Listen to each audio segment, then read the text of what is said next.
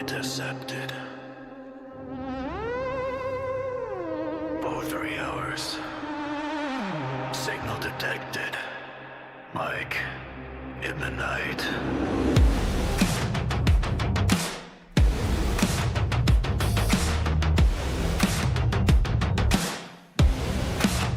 It's 3 a.m. Screen still glows. Satellites watching below.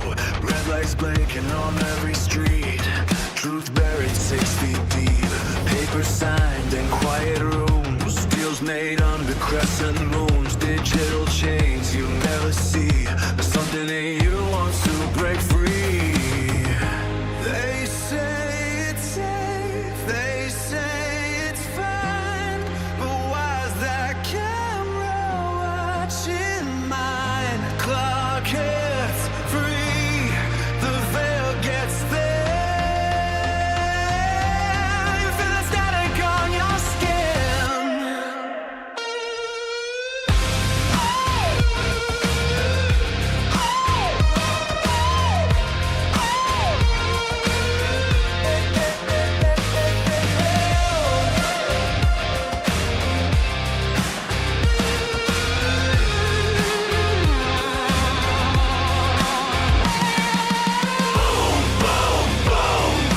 3 a.m. they're watching you. Boom, boom, boom. But something's moving you. Like in the night, cut through the lies. Baseline truth, all at your fires. No more silence, no more talking. I have spoken.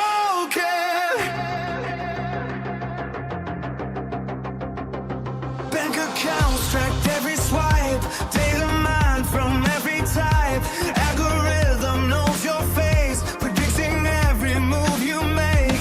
Borders blur, control expands. Digital cuffs on steady hands. But in the dark the people wake. Feel the system start to shake. Eyes up, wake up. Speak up, stand up. They fear the ones who see the play. They fear the ones who won't obey.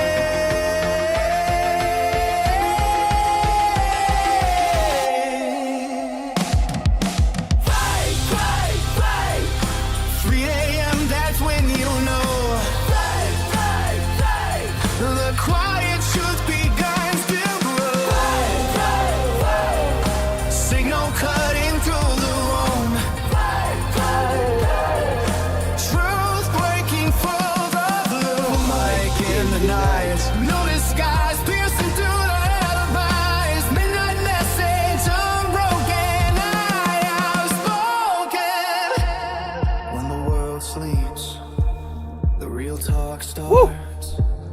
When the lights dim, we reveal the parts. Not red or blue, not left or right, just raw transmission. Mike in the night.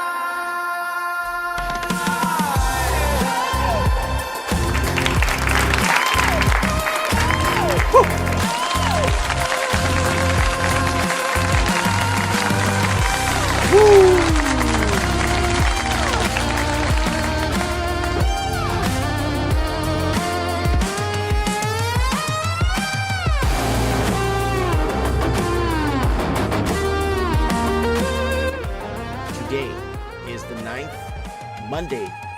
Monday, the 3rd of August, 2026. Welcome, everyone, to beautiful episode here of Mike in the Night. Sorry, guys, I'm just trying to get the audio in the background here sorted at the same time. It's hard doing this alone. And I welcome to episode 663 of Mike in the Night, August 3rd, 2026. We're on week 32. Week 32 of 2026, and we're past the halfway point, and we're running to the finish line into 2027. And I bid you all good morning, good evening, and good night to wherever you're watching this transmission, whether you're watching us from your condo in the sky, or your camper or cabin in the woods, or relaxing on your lazy boy. People of the night, welcome to Mike in the Night. It is 3 a.m. and something is moving you. I want to thank everyone for being here tonight, liking and being part of the channel and subscribing. And let's go into the episode here, 663, guys, for reference. Thanks for being here tonight. I really appreciate you all Taking the time to be here tonight. Guys, if you want to join our email list, don't forget to, well, that clapping goes long. Don't forget to check out, if you want to join our email list, MikeMartins1980@gmail.com, MikeMartins1980@gmail.com. Go ahead and email me. I'll add you to our mail list. Our mail list is not big, but if you want to join it so you don't miss an episode of the show, go ahead and email me and I'll add you to it. And Mike in the Night, guys, viewer discretion is advised, 21 and older. This show is for entertainment purposes only. Fact check and do your own research. 18 U.S. Code, Section 22574, Mike in the Night. And I want to thank you all for being here, liking, again, subscribing, sharing. Share this thing out there. Get this out there. I don't get paid to be here. So I'm not some controlled opposition Mickey Mouse, someone that's getting paid to kind of warp your perspective on something, okay? Do that for me, man. Do that for me. All right, everyone's joining the chat right now. And, woo! Tales from the Crypt is here tonight. Tignim's here tonight. Earthsign's here tonight. Brian's dogs are here tonight. Everybody is here tonight on Mike in the Night. All right, guys, I want to get into a little bit, I really want to get into some serious dialogue here tonight on Mike of the Night. I just want you guys to know that the title of the show is "The Next 6 Months Will Change Everything," and I really want to stress that. I just want you guys tonight, just for now, I want you to forget the headlines. Forget the headlines for a minute. Forget the political talking points. Forget what your influencer is trying to influence you into convincing you of or wanting you to believe. Forget your influencer for tonight. Look at what's happening around you. Look what's actually happening around you. And that's what I want you to focus on here tonight. Okay? I believe that in the next 6 months, the next 6 months are going to expose more cracks, more flaws in the system. And governments have been trying to paper this over or hide this for years. And it's come down to spiritual warfare and this digital prison we're in. That's what it's come down to. And everyone's talking about what are they going to do with rates? What's going to happen? Well, again, if you're living in Australia, New Zealand, Canada, the blue states of America, the UK, you know, I know, since 2010, the Chinese have laundered trillions into your housing market. The Chinese have destroyed, if you're in Ireland, the Chinese destroyed your country. They laundered, I don't know how much in Ireland. I think it was $166 billion in Ireland. Glasgow, Scotland, I think it was $98 billion in real estate, transforming cities, empty shells, bidding wars, artificial shortages. And if you guys, and basic real estate exploded and transformed these cities and turning them into empty shells, right? And then businesses borrowed more, homeowners borrowed more, governments borrowed more, consumers borrowed more. Your credit cards exploded, right? Lines of credit, people are borrowing on their lines of credit just to eat. Mortgages exploded, right? People borrowed to keep up. I remember before 2010, you could buy a one bedroom for $70,000, a two bedroom for $85,000, $90,000, depending on what area. Now, those $60,000, $70,000 apartments went to $600,000, two bedrooms, $1 million. The government, what did the governments do? They offered young families first-time home buyer loans, but you got to pay them back with interest, right? The Chinese have brought in tons of fentanyl into this country, and precursor drugs and designer drugs. All the country's drug supply is now laced or touched with some poison from China. Everything. It's all garbage. It's junk, right? Now, who's going to pay the bill now, right? Every time interest rates stay high for long, right? Families get squeezed, businesses get squeezed, right? Municipalities get squeezed, governments get squeezed. But if we don't raise rates, which we have to, you're looking at double-digit inflation, and it kicks hard. It kicks really hard. So English-speaking countries were so hell-bent since 2010, basically, to sell their real estate to Chinese investors. They broke ground all over Toronto and different parts of Canada and Australia to build these condos and leave them empty. They buy them and leave them empty. And then now, the taxpayers in Canada are going to bail out the Chinese developers building condos that Canadians can't afford to get in. You can't make this stuff up. So governments are doubling down on the dirty money, right? They're sending more money to Ukraine. People now aren't borrowing to, they're not building wealth anymore, okay? The average family doesn't build wealth anymore. They're borrowing to buy groceries. They're borrowing to buy groceries, right? They're borrowing just to make it to payday, right? Credit card balances continue to skyrocket, and defaults, credit card defaults are coming out. Line of credit defaults, mortgage defaults. Millions of households are using plastic to survive a basic lifestyle. And this is why we're telling you guys. The next 6 months is going to be huge change in this next 6 months. This is not prosperity, okay? That's desperation disguised as economic growth. Like we've been saying, we're not in a recession. We're in a depression. We've been in a depression since 2015, 2016, right? And the banking system, complete fraud. They're going to start tightening more lending. They're going to tighten more lending, higher lending standards, smaller approvals. They're not going to do no more high risk, higher payments, more defaults ahead. Eventually, fewer people will qualify for loans, and that means fewer business will expand. And if less businesses expand, the economy slows down, and the private sector takes a hit, right? And then government jobs to keep getting raises, right? Meanwhile, governments keep spending money they don't have and giving more money to Ukraine. Debt keeps growing. Deficits keep growing. Taxes keep going up because municipalities are going broke. Fees keep going up. They want lifetime subscription. You can't buy anything anymore. You have to buy a subscription to something now and pay someone every month for it. Yet somehow we're constantly told everything is under control. That's what we're being told. They're telling us everything is under control.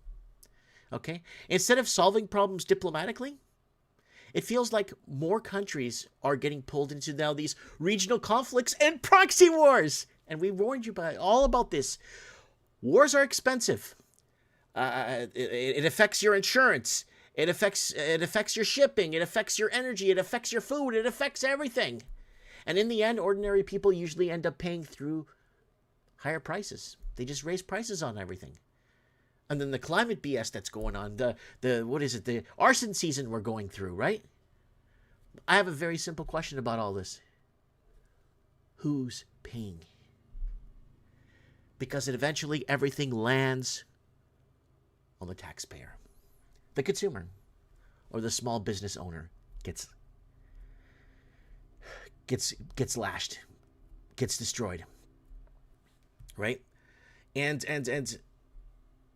if you guys remember, we did a Mike at the Night back in 2018 where Justin Trudeau, the video's up, where Justin Trudeau signed the UN Migration Pact, opening borders to the third world. Why? That's treason.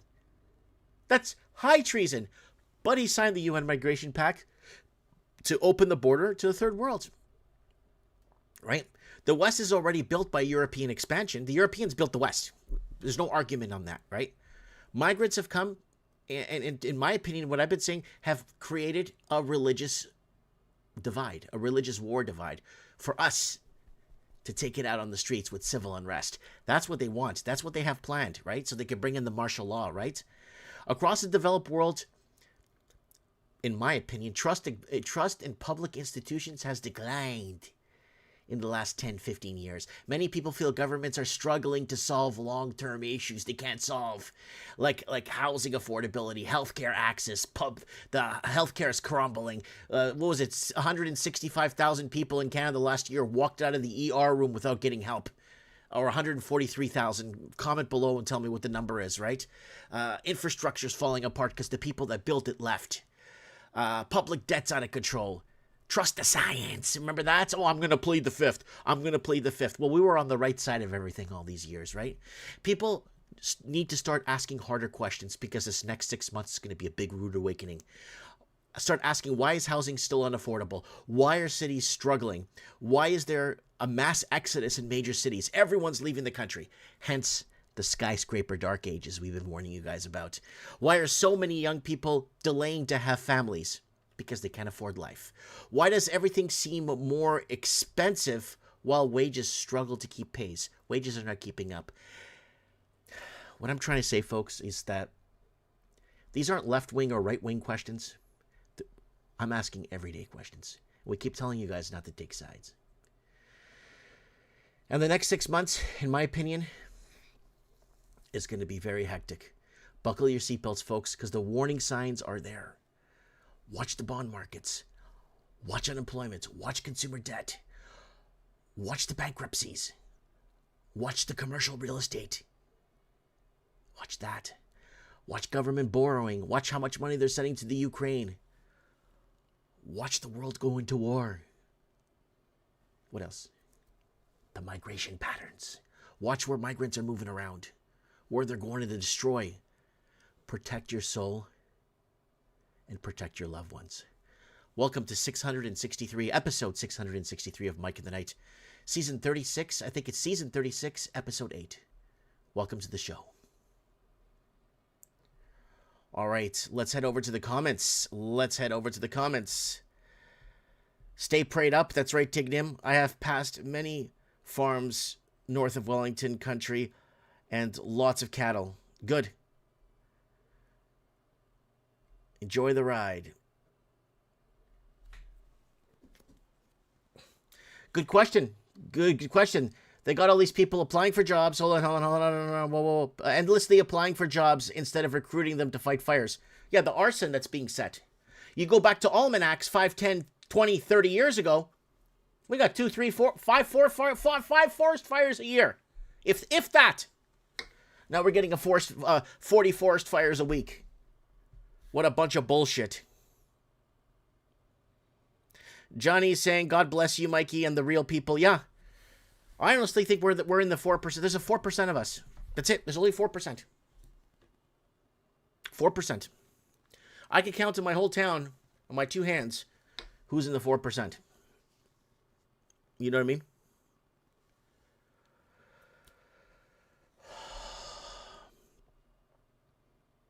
All right, let's get into it, folks. Let's get into a quick channel plug here. Where is it? Where are you, Pluggy Wuggy? Pluggy Wuggy. All right, guys, if you guys want to buy a coffee, I'll leave a link in the description. Want to appreciate everyone that's bought us a coffee in the last little while. And, guys, YouTube, guys, don't forget to check us out. Mike in the Night. Let me refresh this. I just moved some playlists around for you guys to make the channel more navigational. There's a live stream up there.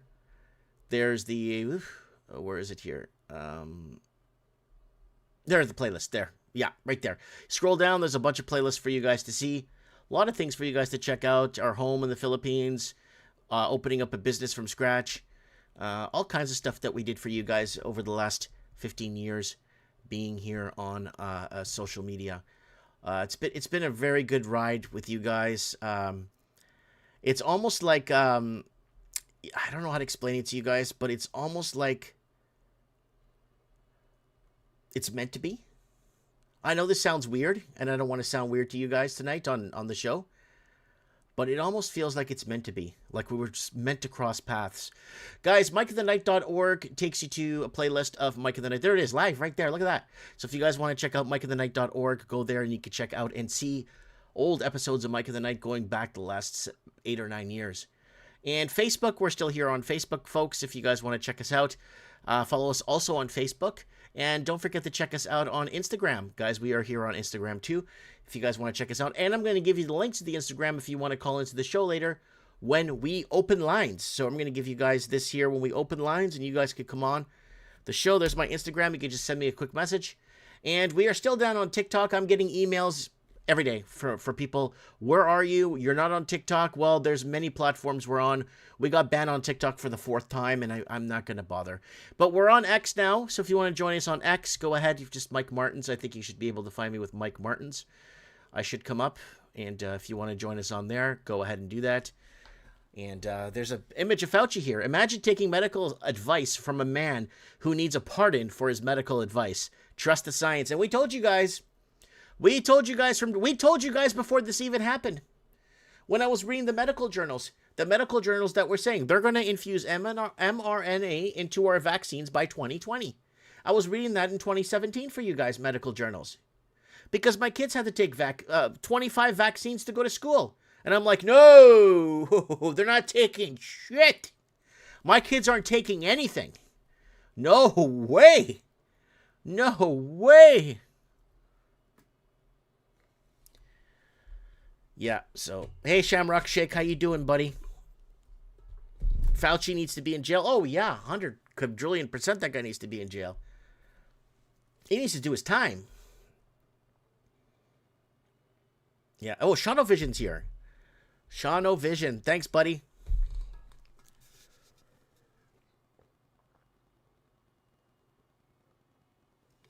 Sorry, guys. It's really hot in this room. I gotta wet my beak here. Earth Sign's in the house. What's up, Earth Sign? International cabal money printing is a problem. Oh, yeah. That's just getting warmed up, folks. That's just getting warmed up. All right. Speaking of getting warmed up, I got a bunch of pages open here.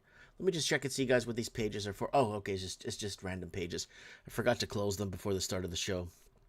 All right, let's get into the headlines, major headlines here. And this one, I love this one. This one's so good.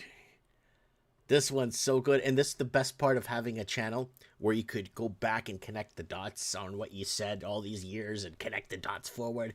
And it all makes sense in the end. Take a look at this one. You're going to like this one, guys. So, Zoran Mandami won't let you buy his food without government ID. What food are you... Well, what we've been trying to tell you guys. The federalization of food is coming. The federalization of food is on its way. And we've been telling you guys about this for years. And what is it being tied in? What ID does this man? What ID? What ID? Well, it goes back to a video we made. U.S. Real ID. You can unknowingly trigger a digital tripwire without committing a crime. So what does that mean, Mike? Well, here it is. U.S. Real ID will be tied to your food. Will be like right here. Food, everything will be tied to. And here, we told you guys, right here. Nanotech advancements. Companies like Hitachi develop a microplastic RFID chip. The U chip, I can't read that. It's a U chip there. Smaller than grains of sand. Smaller than a grain of sand. Woven invisibly into ID cards. And we've been warning you about these ID cards and how they're going to actually track everything you do, where you go, what institution. Because this Real ID is important, because if they have this infused information, you're going to need this ID with the tracked information to buy this man's food, the federalized food.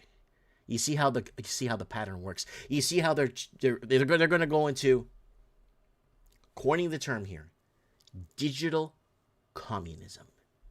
Yes, you heard it here first.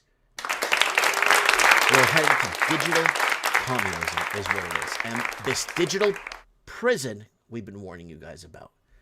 Now, connect the dots even further. We told you.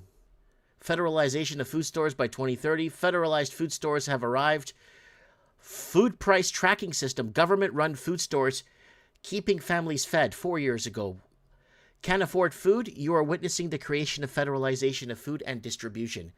So we've been saying this for years. And like we said, they can print money, but they can't print food. And this is something we've been very vocal about here. And let's keep going. Federalization of food, city-run grocery stores coming to a city near you. And 25 cities to open free food stores, and federalization of food, Chicago and New York. So we've been warning you guys about this, and now to get this food, or this cheaper food, or free food, or whatever, there it is. You're gonna get this. U.S. Real ID. And that US Real ID.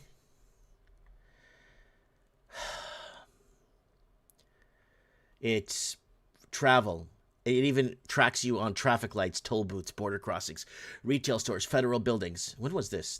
This was 2 years ago. How simply near a certain sensor having certain behaviors like purchasing gold, attending protests, flying often. It tracks credit card debt, student loan debt, tax obligations, border surveillance and departure alerts. Surveillance trigger, triangle metaphor. Real IDs, the key. Fusion centers. You see, I was calling them fusion centers. Is the brain. Fusion centers to me are the data centers they're creating. Fusion centers.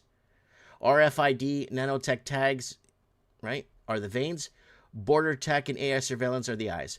So the fusion centers were at that level right now with the data centers. That's the brain. And this is something we've been very, very, very, very vocal about because they're going to control everything that goes in your mouth. Mark my words. Can anyone live without a cell phone and home internet? We can.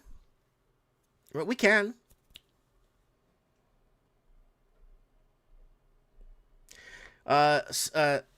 Sign Star saying, the cops know where you have been for the last 39 days.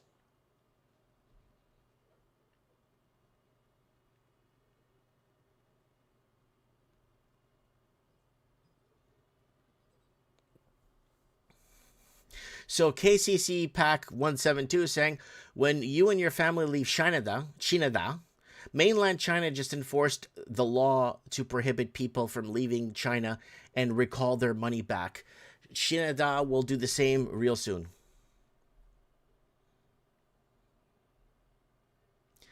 Tig is saying, someone else is saying here, telling the truth, brother, they are doing it to me in real time.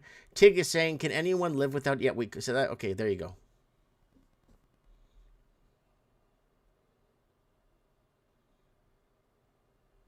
Yeah, Low Roller Scratcher says, I went to a card show this weekend. I tried paying cash at Starbucks at the card show, and they said they don't accept cash. I'm pissed off.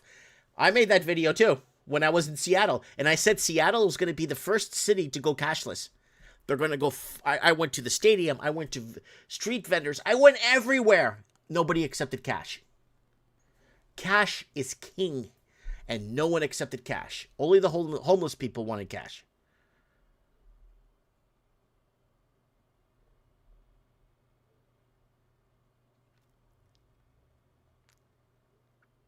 So Susan is saying, this was tried in the U.S., didn't work in certain states as the shelves were simply empty after 3 weeks and not restocked at lower prices. Sounds like Russia and North Korea, just a thought.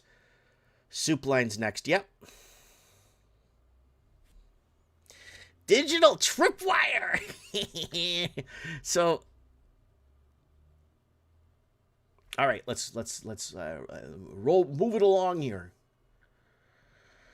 Okay, so this one here. So let's spare a thought for those in Canada that actually believe that someone's coming to save them. And we've been telling you, no one's coming to save you. It's a show.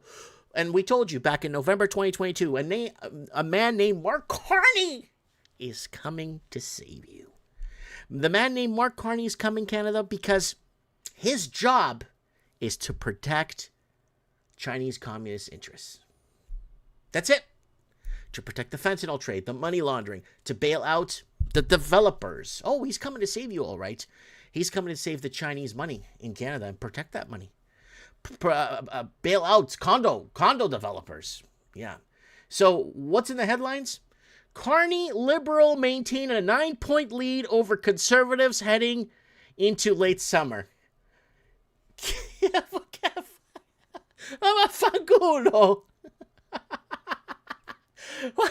He's just a fanculo. Anyway, so if you believe this bullshit, I don't know what to tell you about it. Look at these. No one's coming to save you, ladies and gentlemen. They want you to believe there's a good guy in the shadows waiting to jump out like Batman to defeat the evil. Look, he even looks like Joker too. To even defeat the Joker and what are we? Guys, wake up. Heel versus face. Remember, guys? Heel versus face, it's all a lie. Justin Trudeau versus Pierre Poilievre. No one's coming to save you, Canada. Heel versus face. Justin Trudeau versus Pierre Poilievre, forced to go into homelessness via government accountability, heel versus face. We've been telling you guys, heel versus face for years. What does that mean? It simply means that both guys are on the same team. At the end of the night, they go and have a sandwich together, or they go have a beer. Heel versus face. That's all it is. It's all a show. And we've been warning you about heel versus face. And we told you, we've been warning you guys. Here's a video here. There's a guy named Mark Carney. And he will become Canada's next prime minister. What did it glitch like that for? Why is it glitching for? And he will become... Hold on. Is going to work really hard to fix this next election. Oh, we know that, Mike. All elections are fixed. Let me explain to you what's going on. There's a guy named Mark Carney. And he will become Canada's next prime minister. He will become Canada's next prime minister. And I'll tell you why. It's because he was the governor of the Bank of Canada from 2008 to 2013. Carney led Canada's central bank during the 2008 financial crisis, the financial crisis. So it goes into Canada, and then it goes into London, where he facilitated trillions of dollars into the London housing market, allowing Chinese to park so much money in the London real estate market. The Chinese parked I don't know how many. I think it was just in and around $3 trillion, impoverishing the UK housing market, about 3 trillion, more than Canada, by the way. And yeah, and we told you, and here it is. And every country's got their Mark Carney. Look at this. Meet the Mark Carney of Australia, Anthony Albanese. No one voted for these people. They're all selected. And right here, same thing. Australia. We told you guys many times that the Australian elections were going to be fixed. That this guy here that nobody wants, just like that guy, that loser in Canada, Carney. No one voted for the guy. Nobody likes the guy. And, of course, he's going to win. And that's just how it happens. That's just... No, you'll see a sea. It's all to protect Chinese communist interests. The Chinese laundered $1.8 trillion into Australia, right? And it's the same thing like Canada. The Chinese got all their fingers in the political levels to get certain people in. Get certain people into office that are going to follow Chinese mandates. It's very simple. The Chinese own a lot of mines. They own a lot of private sector. Canada. They own a lot of farm land, especially on the U.S. border. We've been warning you guys about that. They own a lot of stuff in Canada. They own like $2.6 trillion, $2.4 to $2.6 trillion in Canadian real estate. They own like all of Canada. Right? And that's why we keep telling Americans, America, wake up. Canada's your threat, not Iraq. We've been saying that for over 10 years now. Now here we are, folks. Now here we are. All right. Okay, so someone's saying that Windows 11 does a screenshot every 3 seconds. Yeah. So Fast Jimmy saying Aussies trust Mike. Well, I hope you guys trust me. I don't get paid to be here. What do you think? I'm Joe Rogan? $1.8 million an episode? $1.8 million an episode. If I lived to 1,000 years old, if I could be 1,000, I still won't make $1.8 million doing this. I still won't. And those pricks steal our coin terms, word salads, connecting the dots. They take it all. And they look like the heroes in the end. But all they do is they steal from the little guys like us.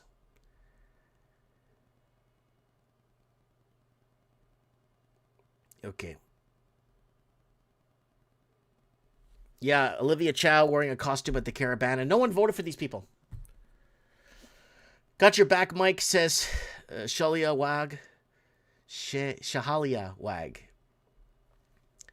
I hope someone's got my back.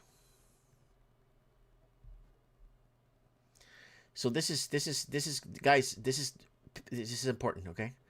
Especially with censorship ramping up and accountability going through the roof, and the next 6 months is going to be going to hell. So watch what governments are planning. Australia could ask court to ban Telegram nationwide. Australia rejected the industry's proposed codes, drafted its own standard, and registered it, and now sued a platform under it. Look at that, folks. They're getting snaky. They're getting slimy, snaky.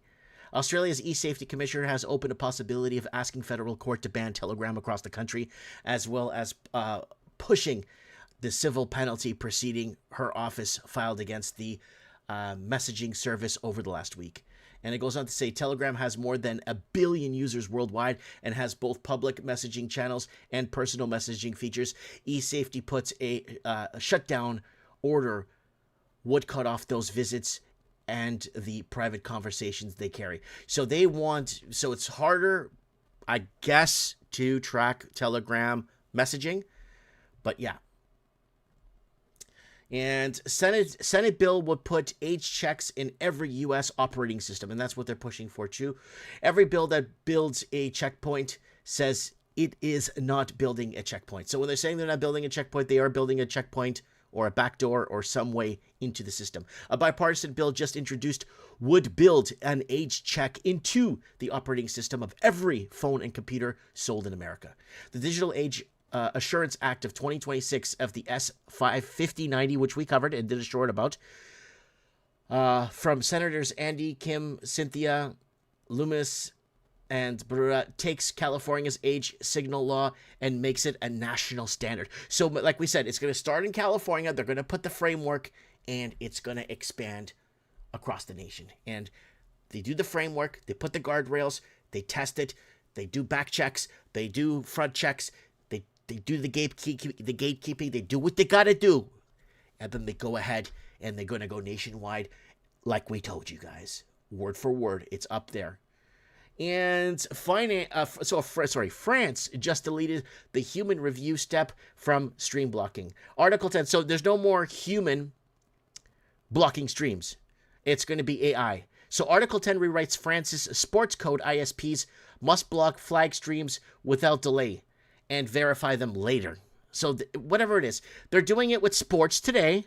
And then it's going to be Mike in the Night, and then it's going to be everything else. So they want it like this, and then they're going to test it, and they're going to see how the pilot program works, just like California tested something out.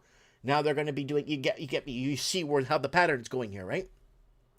You see how this pattern is going, right? So it starts like that. Started in California. This one, we start with the sports. Once the sports gets tamed, we got the gridlocks in, then we're going to go and move ahead into everything else. And X warns Australia censor wants reach beyond Australia. Again, see, we started in Australia with X, and then now we want to go beyond Australia. You see? Australians were told to hand over their faces to keep their accounts. The regulator would now look at the files. X has told Australian Senate committee that the proposal expanding the powers of the nation's top censor would let the regulator demand documents of people outside of Australia. The only connection that would be required for X to have to hand over documents to Australia's e-safety commission if that person is affiliated with the platform. And we already discussed this e-safety commission multiple times on the channel. And that's what's happening right now, guys. And those vendors hold face scans, ID documented images, and interference data drawn from Australians who had handed over sensitive data in order to stay on the platform after Australia banned social media for under 16s. Now they want to expand their tentacles around the world. So it starts, look at this. This one starts in Australia, and they want the world. This one starts in France with sports, and then they're going to go to other live streaming. It starts with sports, but then everything else follows. This one here started in California. Now the whole country is going to get it. This one here starts in Australia, and now it's going to go nationwide. But not only nationwide, it's going to go global. You see how it starts? They put in the guardrails, they put in the front end, the back end. They put all the infrastructure in, test it out a bit, and then unveil it to the planet, right? And that's the digital prison. That digital prison's going to be everywhere, guys. You're going to lose it. They're going to even find ways to document what you're dreaming. That's way in the that's in like 2050. But I'm saying they're going to be documenting your dreams. I could get into more futuristic stuff if you want one day, but we'll do a Mike in the Night future show if you want. Okay. Yes, Israel has a backdoor to every computer in the world. That's correct. And also includes the governments of the world. That's correct. Yeah, all for our safety. We are in this world and not of it. Amen, Jake. Amen.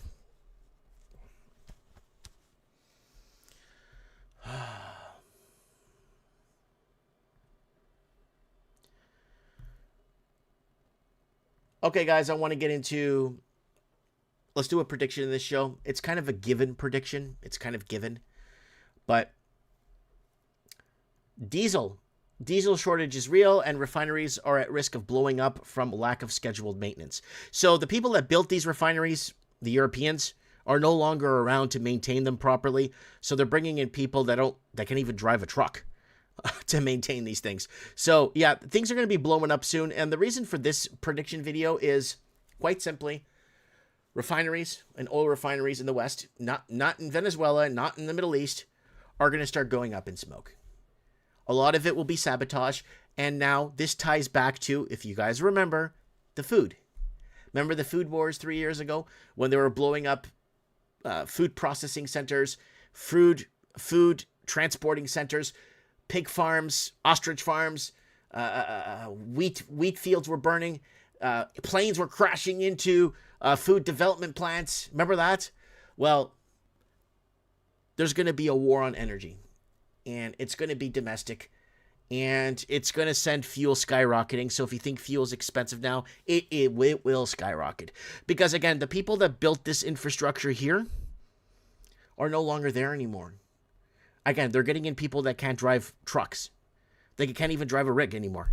They don't even, you know what I'm saying? To run these facilities. And it's not going to work. It's just not going to work. And the scheduled maintenance will fall behind. And that's pretty much my little prediction for this today's show. Let's keep going.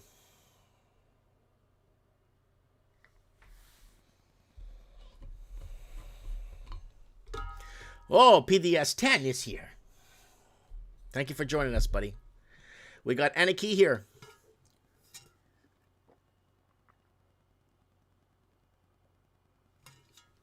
We got Canada's strongest man, Dino Bravo, in the show.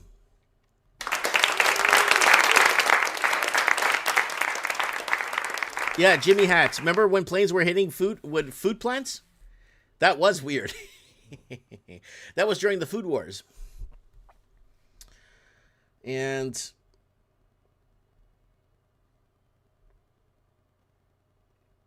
okay. Another little segment here of the show I want to... So, man, we're on a roll here today. Man, we're totally on a roll. Really good show here tonight. All right, I got your emails. I got your messages. Well, I'm going to kind of turn this around and coin another term here on Mike of the Night. The Fauci body count. How many bodies are going to drop? The Fauci body count. Right? The Clintons got one. Now Fauci's got one. COVID scientists found dead days before testifying against Anthony Fauci's depopulation agenda. Every single time Dr. Anthony Fauci sits to testify before Congress, people start dying. Every time the questions get tough, every time it's clear, the walls are closing in. And bodies turn up, witnesses go silent, and the clock resets. A Chinese researcher funded directly by Fauci was found dead under highly suspicious circumstances, and the timing, you can't make it up if you tried. And this is the same man who just months before the pandemic was unleashed on the world, personally signed off on the shipment of COVID related materials to the U.S., materials that ended up with Fauci-funded scientists, including the precursor to the messenger RNA and the very building blocks that would later become central to the mRNA vaccines, and the Fauci and his cronies forced upon billions of people with this disastrous consequences. Now, we warned you guys about this Fauci guy. You're going to have to go to Odyssey years, 2001, 2, 3. We got to go. You have to go back to 2020, 21, 22, 23. Sorry, when Fauci was basically we couldn't talk about him. We couldn't call him out. We couldn't do anything. We just kept getting suspended everywhere. And there was that time where he disappeared for 10 months. We did a video called Desperately Seeking. This is the only thing you could find on our... You type in Fauci, this is all you find on our Facebook, on our YouTube channel. Two videos. We did so many videos, and there's one video, guys, that's breaking my heart I can't find. It's the cure is more dangerous. The cure is more dangerous than the actual sickness. The cure is more dangerous than the sickness. And I can't find that video anymore because we were dead right on that video. We showed you guys in 2019 how the build up in 2019, and then we tied it to 1918. And it's really, really weird. I can't find that video anymore. But the cure was more dangerous than the sickness. And I can't find the video. I can't find it anywhere. So here's the only video we have up on our YouTube. But you go back to Odyssey, guys. You'll find a lot of stuff on Odyssey. And this is from look at this here. Look. So this video is kind of important, guys. I'm going to play a little bit of it because it's very important. And we did this video 3 years ago. 3 years ago. 2 years, whatever. Dr. Anthony Fauci admits he made up COVID's social distancing measures and masking rules. It's all over social media. I've got hundreds of people messaging me like this. And Mike, you were right. He was the first to fall. He was going to be the first to fall. This guy will sell out anybody. He was the first to fall. But we got a problem here. It's not that, okay, yeah, he was the first to fall. Yeah, he's going to point the finger. Yeah, it's going to be the COVID. It's going to be the blame game. I got it. We talked about this back in 2020, 2021. But this is what, pay attention. Admits he made up the COVID social distancing measures and masking rules. He didn't. He never made it up. Why are they making... Okay, he's the fall guy. We got it, right? There's other people that are going to be fall guys. We did a whole fall guy video special in 2021, and then we did a 2023 fall guy special where who's going to fall, why, who's going to be thrown under the bus. We basically stated in a monologue several times that Fauci will be the first to fall. Fauci will be the man who will be finger pointing and throwing everybody else under the bus. But now he admits to making up. But he didn't. He didn't make it up. All right. So after... guys, I just want to... Thanks for the update, guys. I did lose another 94 videos. Videos have been taken down. We're at 5,200 videos now. They're taking down more and more. They've taken down quite a few videos. Now, when you type in Fauci on our channel or different ways of spelling it with capitals or full name, nothing comes up anymore. And we've had about 64, 65 videos calling this guy out all these years. And unfortunately, they just don't exist on the channel anymore. And if you want to find any remnants of that, you're going to have to go back to Mike in the Night, old, really aired videos, really old videos. And you could read that. Look at that, dark side of the vaccine. Don't take the poison. Taken down. Go ahead and read that screen there, folks. Food shortages ahead. And it goes back. Let me see if I can find the episode. There's multiple episodes There's right Fauci there. right there. Mike in the Night. Fauci will be the first to fall as the narrative falls apart. Massive colors exposing the cabal, blah, blah, blah. And it's something we've been very vocal about. Now, let's go back to Mike in the Night 2020, and I'll prove to you that Fauci did not make this up. Or look, public notice. Spanish influenza. The health board of the city of Halifax, in order to prevent the spread of the epidemic disease commonly known as the Spanish influenza, has determined under the authority conferred upon it by the Halifax City Charter that the Public Health Act, that all churches, theaters, and moving picture shows, colleges, and schools, both public and private, and other places where people assemble or congregate shall be closed from this date until further notice. So there it is. This is from Halifax, Nova Scotia. So we go in. Next fold, make it 8 by 4 inches. Tie the cords and 10. That's how to make a mask. They were telling you how to make masks. Social distancing. That was back in 1918. You know why? I'll tell you why.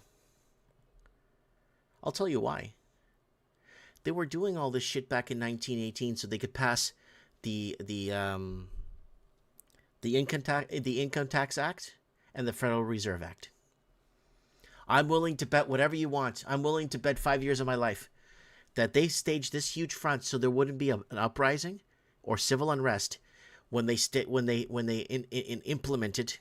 Woodrow Wilson implemented the Income Tax Act and the Federal Reserve Act in 1918. I'm telling you, this all connects together. And look at them telling you how to make masks. This video I'm showing you from this video is from a Mike of the Night from 2020, January 2020. How to make a mask. Spanish influenza epidemic closes schools, churches, and theaters. Health commissioner issues, where's this? Illinois. A health commissioner issues proclamation ordering drastic methods to check disease. So there's a lot of social distancing stuff in these articles. I did a half an episode of Mike in the Night back in, I don't even know, where's the date on this thing? So it's called Mike in the Night, Martial Law, Mass Shutdowns, Social Distancing Like 1918. When the hell was this? 4 years ago, April 6, 2020, right? Now, let's move on. So here it is right here. The Dr. Fauci of 1918. Spanish flu. So, he didn't make this up. More than a century ago, an epidemiologist, Dr. Thomas Tuttle, prescribed the face mask and social distancing to slow the influenza of the pandemic. So there it is right there. Fauci did not make this up. Why is he falling, or why is he admitting to make this up? Because if you go back here, it just shows, look, in Seattle, churches and public gatherings were closed. Citizens could also be fought for not wearing a mask on a streetcar. So this was already happening back in 1918, right? Why? Look, social distancing, keep your distance everywhere. Keep your distance, stay away, don't talk. You can't talk to each other. Look, avoid crowds, wear a mask, blah, blah, blah. Well, this is why I think this whole thing happened. And again, it goes back to another Mike in the Night. There it is right there, folks. Here. There it is. I slowed down the audio so you guys could hear it. On us since 1918, and the Federal Reserve Act and the Income Tax Act and all that crap. And I believe when they had that Spanish influenza, I believe they did that purposely so they can move these laws into place, the Federal Reserve Act and the Income Tax Act. And this way people wouldn't talk to each other, and then people wouldn't basically go to arms and take out their governments and bring back a more of a reality life instead of taxing or getting taxed to death. So I believe this whole 1918 influenza, right, was made primarily based off of So there it is right there, folks. And yeah, if you guys start connecting the dots, and that's what they don't want you to do. And so Luna J. Parker in the comments saying, Mike, I've never heard anyone make that connection before about 1918. Brilliant insight. Guys, that's what I do. I just connect dots. Everything weaves around. Now with 6,000 videos on my YouTube or 7,000 on my Odyssey, I can start going back and connecting dots and figuring things out, what we said, what we didn't say, who said what. And this is why they've been trying to take us down on social media for so long. It's because I could see these things and I could tell you what's going to happen simply by going into the past. So, okay. Follow the money. And then someone say, meanwhile, well, China is destroying everything. China is destroying everything. So that's all we have is that one video. But if you go to, people are asking for older Mike of the Nights, you got to go to Odyssey. If you go to Odyssey, you will find a ton of Mike of the Nights, on Odyssey, like January 2020 until like 2022, and then we couldn't stream on there. Then we went to Rumble, and then we got banned on Rumble for the second time. Then we had to go back to Odyssey, try to get it working, and then we couldn't get it working. Then it was just a back and forth shit show for years. Mike of the Night was a back and forth shit show for years. So,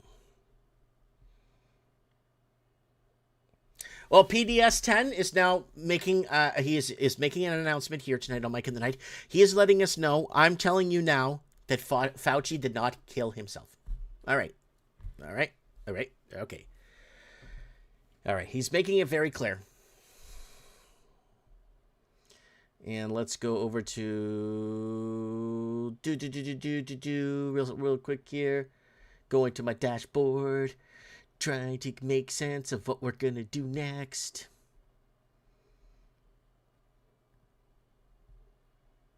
Okay. Okay, guys, let's head over to, I'm calling this segment now, Blackout Media.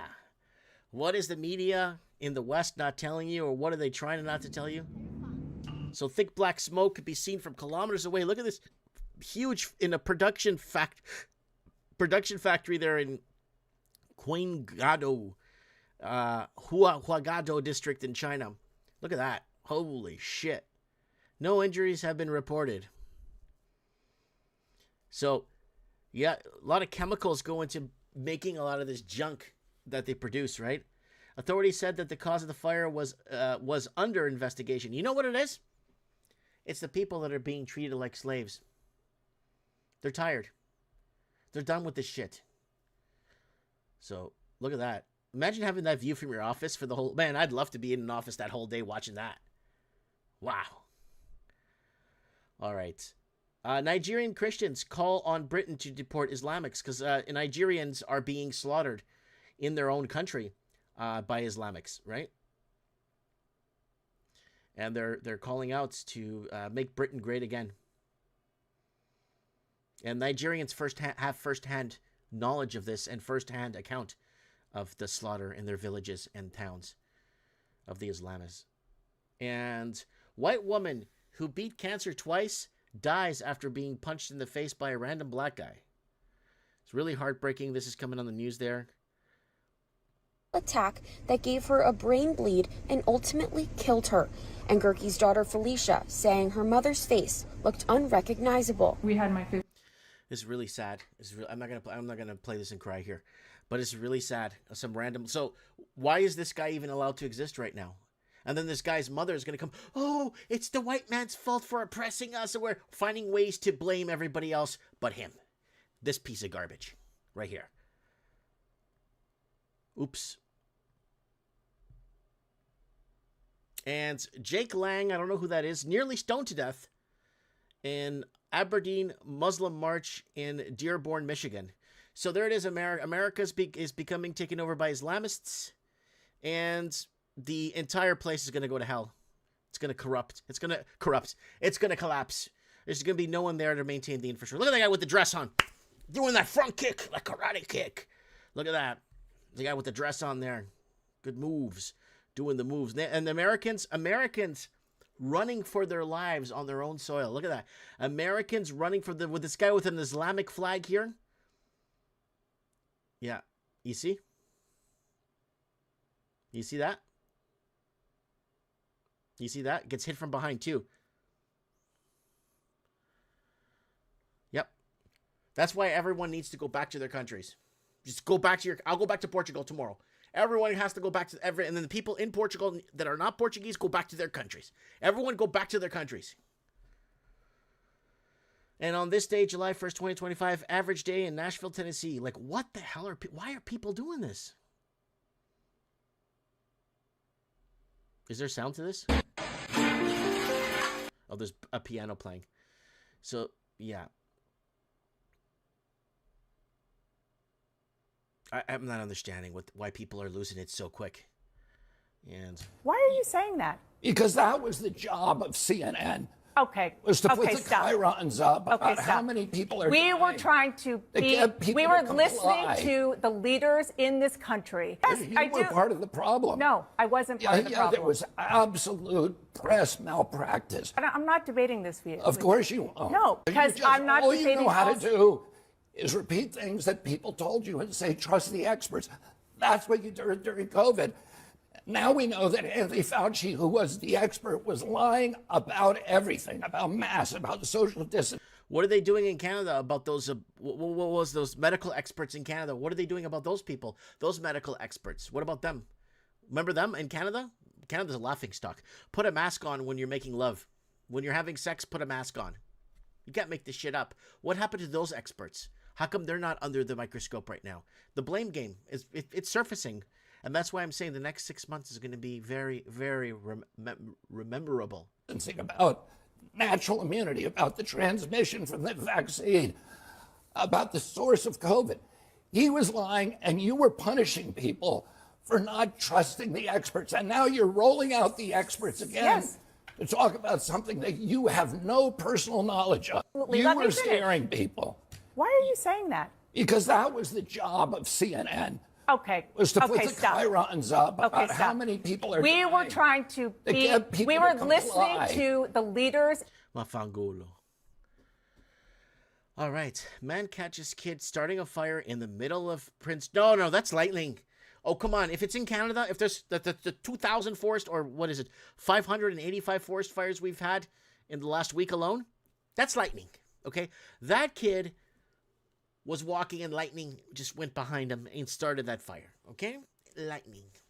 It's just lightning in Canada. Canada. Yeah. You got drier places like we were on Mike in the Night a few weeks back. We got more drier places that's nothing's incinerating, nothing's going up. Arsonists. So let's see. There it is. Oh, there's lightning right there. Lightning. Yeah, see? Yeah. Do your deal, please.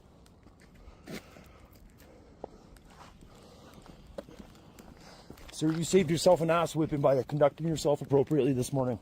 There you go. Man policing the streets. Catches a kid starting a fire. An Indian man blames a parked truck on his mistake. Truck parking, brother. This is not a single truck parking. The hotel cannot be parked like that. This is a truck parking. This is a hotel. This is a hotel. You have to go to the forward.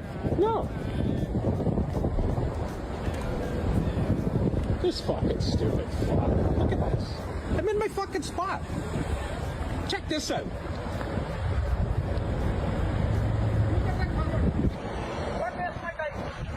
Don't waste your time. You hit me. Nothing has happened to your truck. Nothing's wrong with my Nothing truck, wrong with your but truck. you hit me. Get away. Don't care about that. How he's parked, see. Look at how far you are. You shouldn't have parked here. So how can do it? How can I do that? I can hit that one. You want me to hit that one? You want me to hit I that? wouldn't hit anything. I do not hit parking anything. the truck on the right place, bro. That same thing. That is in the right place. The end No, of no, the no, line. no. Look No, at no, the end of the no. line. The end of the line. Brother, see, The I yellow don't line. want The to white time of paint. cops. The See, white listen, paint. Listen, I am on my right. I am not wasting my this parking. And is you my said right. I'm racist? No. You. Why are you doing like that, bro? You said I was yelling at you because I'm not yelling. You came out. You Because said, you're an idiot. fuck. Why are you saying like The that? guy making the video needs to understand. Nothing has happened to you, my bump brother. Nothing has happened. Yeah, so the guy making this video needs to understand Canada only exists because of this man right here. This man with this green towel on his head is the only reason why Canada exists. They built everything, so you got to give these people respect. No, I'm just joking around. It's total bullshit. It's total bullshit with this country. No one voted for any of this. Nobody wants any of this in the country. Let's keep going. Northern Ontario. No, they're not. They're on. Shut them off. You're blinding everyone. Don't tell me fuck me. I know how to drive. Shut those off. No, they're not. These side lights are on. Get out of your truck. Get out of your truck. Blinding lights What they on. figured out with almond milk was we can take leftover parts of almonds Yeah. and the ones that are broken and unsightly, and we can use those to make milk. And it's just a few. Creating a fake nutritional beverage, guys, making you think it's good for you. flavorings, and we blend it up and we sell it for like $8 as a health food product. So it's not a health food product. So almond milk is high in phytic acid that sucks minerals out of your bones, so you have to take more minerals. And it's also high in oxalates, which are the things that are causing kidney stones, things that are causing gout and joint pain. When you wake up, even if you have really bad skin and you're eating a ton of these high oxalate foods, like almond milk and kale smoothies and all, this can be why. Because it's making tiny, razor-sharp calcium oxalate crystals in your skin that are coming out. Definitely not what I expected from almond milk. And breaking fires across Canada. Wildfires continue to devastate parts of Vernon, BC. Arson! Look at that.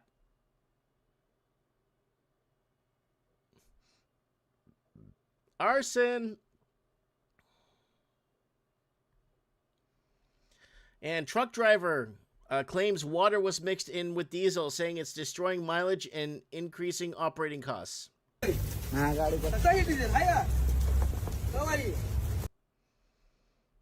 So there's water mixed in. They were doing that in Canada. If you guys remember, a few weeks back, we did a short, a month ago, we did a short about gas stations in Canada. Were adding water to their fuel. More wildfires here. This is Spokane, Washington. The arsonists are picking up there too. Greece. This is August 1st. Paradise Lost. Muslims built a mosque over a temple, so the Nepali Hindus burned it to restore the temple. Spiritual war. That's what's happening. Dog goes viral for jumping to defend its home as a man climbs over a wall in Spain. So a migrant was trying to break in, whatever. Most Americans would welcome someone like this to break in so they could shoot him on sight. Most Americans would prefer for this guy to come in just to shoot him on sight, and he's no longer a problem for the community, right? And did that video get taken down? Where did that go? Yeah, it got taken down. Woman pulls a rifle on KFC employees because her order took too long. I don't know what the heck is going on, folks. I don't know what people are so quick to draw, so quick. And powerful floodwaters tear through China. Sudden flash floods caused by heavy rain washed away stalls in the market. And a scooter. And a chair.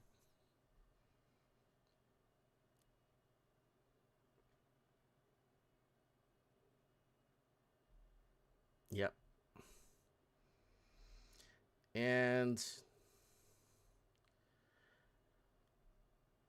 at point blank, just because they don't belong to your religion is wild. Shooting at point blank just because they don't belong to your religion. Yeah, and that's what we're reporting here. You can't make this up. Woman filmed stealing fried chicken from a fast food restaurant. Right? So this is where it's come down to, folks. This is where it's come down to. I mean, just buy the chicken, man.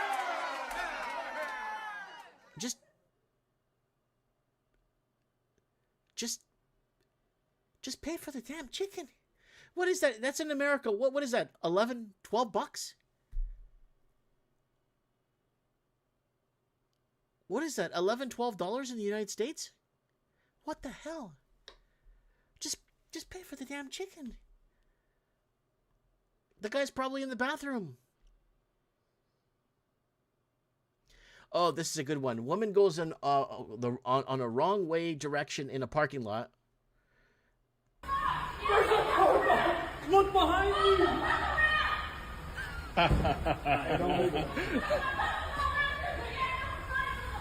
So she's going up a one way.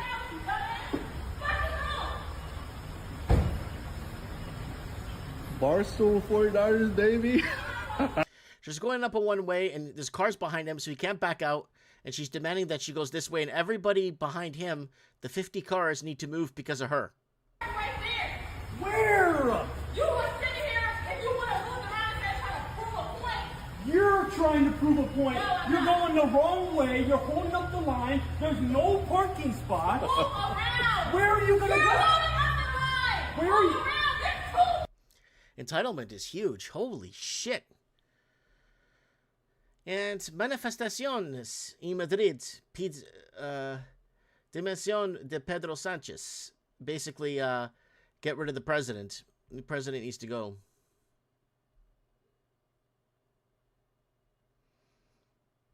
Yep, they won't show you this in the West. And what is that guy doing? He just smashed a window. And he just broke that window. Why? And the light. And the light. And another. And a back window. What the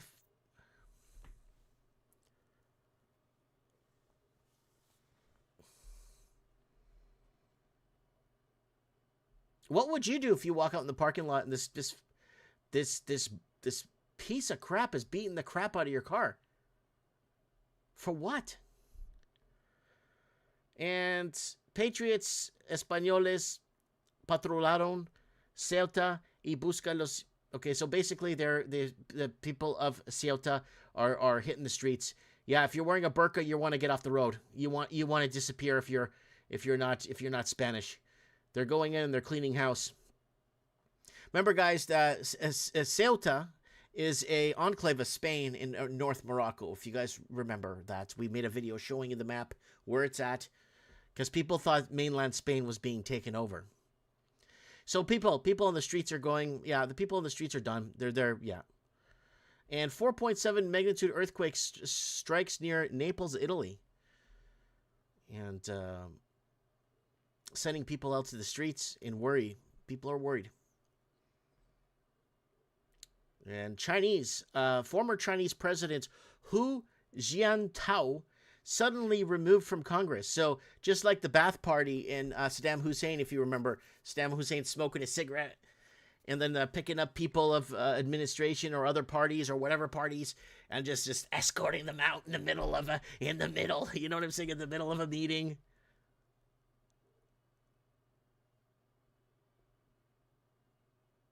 So getting escorted out. And 48,000 migrants leave Spain because they are hungry. Tengo hambre. That shit food. They got no food. What are they going to do? So they're all leaving because they got no food. And so people are trashing religious relics, religious statues, religious locations. Spiritual warfare, folks. It's real. It's real. They're coming for us. When the wildfire couldn't touch Christ. That's a beautiful scene. He still stands.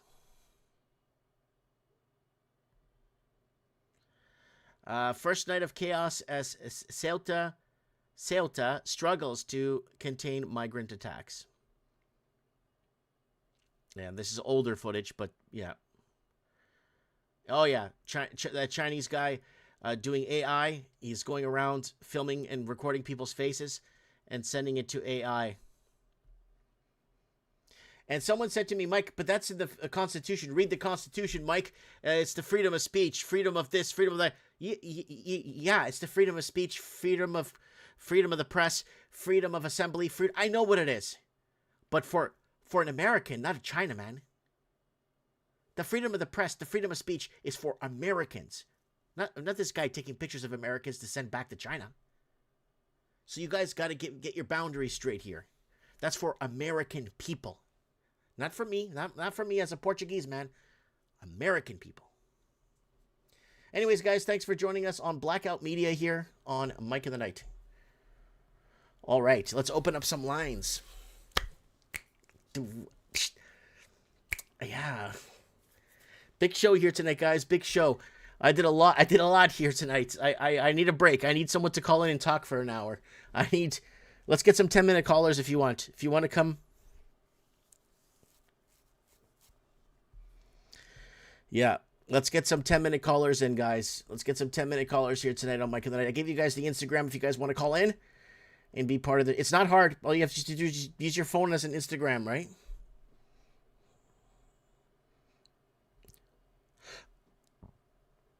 Yeah, I'm live. I don't know. Dino's messaging me if I'm going live. I guess he didn't get the notification that I went live. Probably going to get the notification, but he saw him in the chat. Just going to hidden requests here, folks, to see if there's anybody messaging me in a hidden request. No hidden requests. There's nothing. Just to see if anybody wants to come on the show.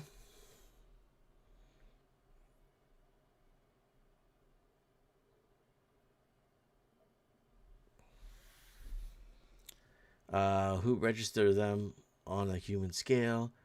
Post the number. I think all these distractions will help disguise all the criminals. Makes you wonder how we tolerate these things amongst us. Yeah, it's like, what are you smoking? Like, it's like, I keep seeing it. It's like, I'm calling it out. I've been calling it out for 15 years now. The USA is fighting all the same crap all Western nations are fighting.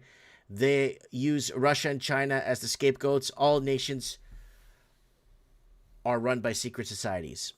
Yep. Well, it goes deeper than secret societies. The secret societies we know. It's the guys that run that are behind the secret societies that don't have a social media account, that don't have an email. Heck, we'd be hard pressed to even find a phone number for them.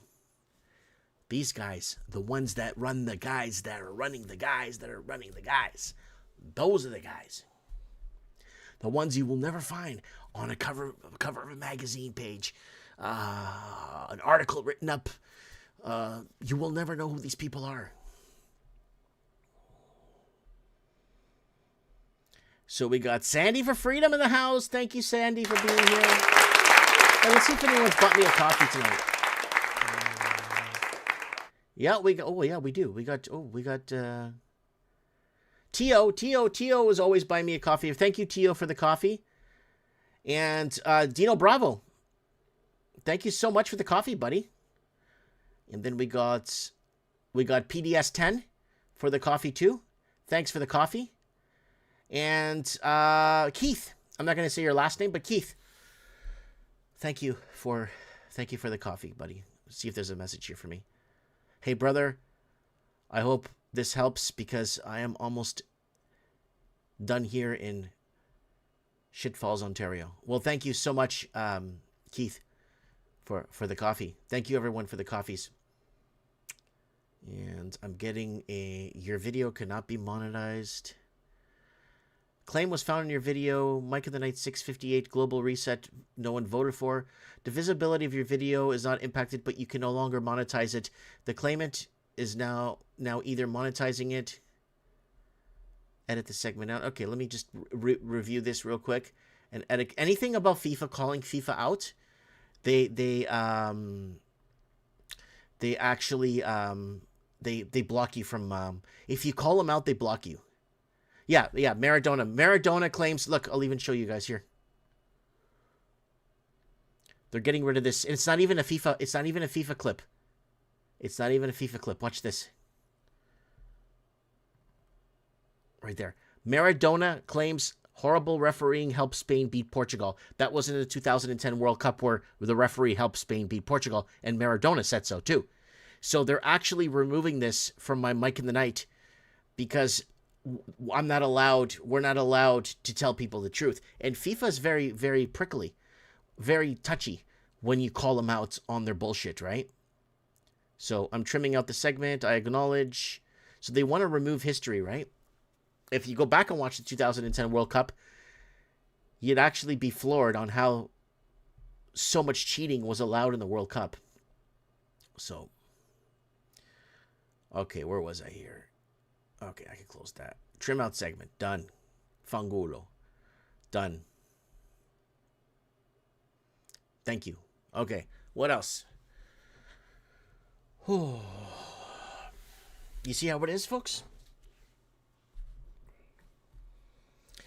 There's rules in place. There's a lot of rules in place. And I follow the rules. And I understand the rules. And I know the guidelines when it comes to international law. And I'm talking about law in a book. Is what they could do, what they can't do, what they're allowed to do, and what they could tell you they could do. It's very important. You won't learn this in a school. You won't learn this in a class. You won't learn these things. And that's why I've been around long enough. And I've been, someone asked me the other day, Mike, how are you still alive? How are you still... It's because there's rules, there's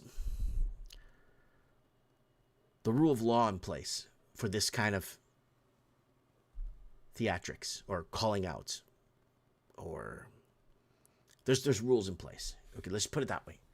I know the rules real well. They know I know the rules real well, and they know I could be here till the day I die, right? All right, let's see if we could get some callers here in on the show here tonight on Mike in the Night. I am very excited for tonight's show, to be here with you guys tonight. Having a very beautiful show here tonight. And I'm just waiting to see if anybody messages me here.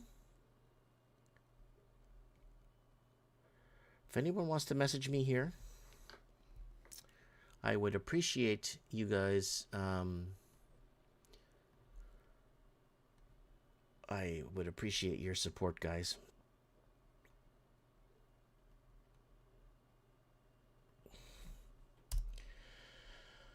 Oh, God, here we go. All right. Sorry, I'm just sending out messages to other people that are in between here trying to... I don't know why people can't find the shows, and I got 4 people asking me if I'm going live now. And I'm like, yeah, I'm live. I'm live and well. And one quick thing here, guys, and we're going to get rolling. I'm going to find some callers, guys. Please message. Let me go in general chat. Nobody. Oh, someone's typing. Oh, we got to get Mitch Madden on. Hold on, Mitch Madden sent me a voicemail. He's breathing. Okay, so it looks like maybe he might come on the show. We'll get Mitch Madden to come on Mike in the Night tonight. Hot in the city tonight. Too bad I can't play, I have to play my AI music because every time I play anything I get banned. But too bad. All right, I want to get Mitch Madden here on. Hold on, we got someone calling in here. Hello, you're live on Mike in the Night. Hello? No, hello, Mike? Yeah, I could hear you now. Oh, okay, good. How's everyone doing? How are you doing? I think we're all doing good tonight. I think we've got a good show going here. Well, I keep looking through the Home Depot flyers for pitchforks and torches on sale. Ah. Because we're going to need them. Don't forget the tar and feather. Yeah. Don't forget the tar and feather. These politicians have been politicians on every level. Right? There's some good people out there. There are, and I know some of them. They're really good, Christian, honest, salt to the ground people. But there's a lot of yeah. Well, they're all clapping seals, especially what happened in Parliament. All 338, I think. I'm talking when they brought a Nazi. I'm talking about lower level government that actually small town mayors, small town that actually look up. Those people. There's a lot of good people. They've been silenced. Yeah. They've been silenced and they've been told to toe the line. Like you got Chick Monk over there, Olivia Chow, pretending she's wiggling her ass on Lakeshore over there. Yeah. Olivia Chow, guys. Can I Paul, is it okay? Is it okay if I bring up my Olivia Chow image for you guys? No, I can't see anything, but I'll catch you'll it see it later. I'm going to bring this up for you guys because it's very important. Now, I actually got a video taken down for this. I actually, when this came out, I posted a video on this and I got a video taken down for harassment and bullying. So back in the day, Olivia Chow But they won. make fool. Olivia, They just. But they're only a bunch of clowns making fool of themselves. well, like here it is. Olivia Chow, she's got her mayoral medallion on, most voted for mayor, and it's an official government page, and it's tied to her Facebook page officially. It's verified 100%, and she has 1,100 followers.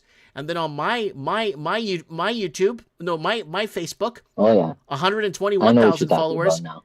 You know what I'm talking about, right? Yeah, yeah. This guy can't read. That's me, Mike Martins. I can't read. 121,000 followers. And Olivia Chow, the most voted for mayor in the Milky Way galaxy, with a lot of young people that have Facebook and Instagram that could easily follow her, don't follow her for some reason. The most voted for mayor in the universe. So after I made a video calling this out, the next day, Paul, I went back. The next day, she had over 50 or 60,000 subscribers that your tax dollars bought for her. Oh yeah. Oh yeah. The next day, she got The property 50,000. tax. Yeah. Rob Ford. They made fun of Rob Ford when he was dancing in City Hall. It's a joke. It's a joke. Yeah, it's And they know it. They're just a bunch of puppets, just told. Yeah. So are you on break now? Are you working tonight? No, it's long weekend. Oh, is it long weekend for you guys too? Yeah. Okay, because I thought it was Wait, just wait. BC Day here is for BC today, and then is it Manitoba Day is on another? Like they have different days. Well, Yeah. so we have a long weekend down here, so we're back tomorrow. And hey, did you hear getting a cushy job? Who? A Jagmeet. Yes, I saw that. He's going to be another. It's a government job though. He can't own a bit. He can't run a business. He can't. You know what I mean? Yeah, yeah. Well, you can still ride a bike to work. Yeah. No. Well, what I'm saying. What I'm saying, these guys are in government jobs. They just keep getting 6-figure incomes, right? Just like that lady in, I don't know if you remember, Mike of the Night, I don't know, 2021, a lady in Australia, she screwed up badly. She screwed up so bad. So what happened was, she got fired from the government position, her job, had to do something with COVID. And we brought this up on the show. We brought up the article, she got fired. And then I said to everybody, watch, she's going to get the food and beverage job for the government next. The food and beverage job for the government. She didn't get the food and beverage job. She got the transportation minister job. So these people never lose. Like they're always ripping us off. Oh, yeah, they get moved around. They get.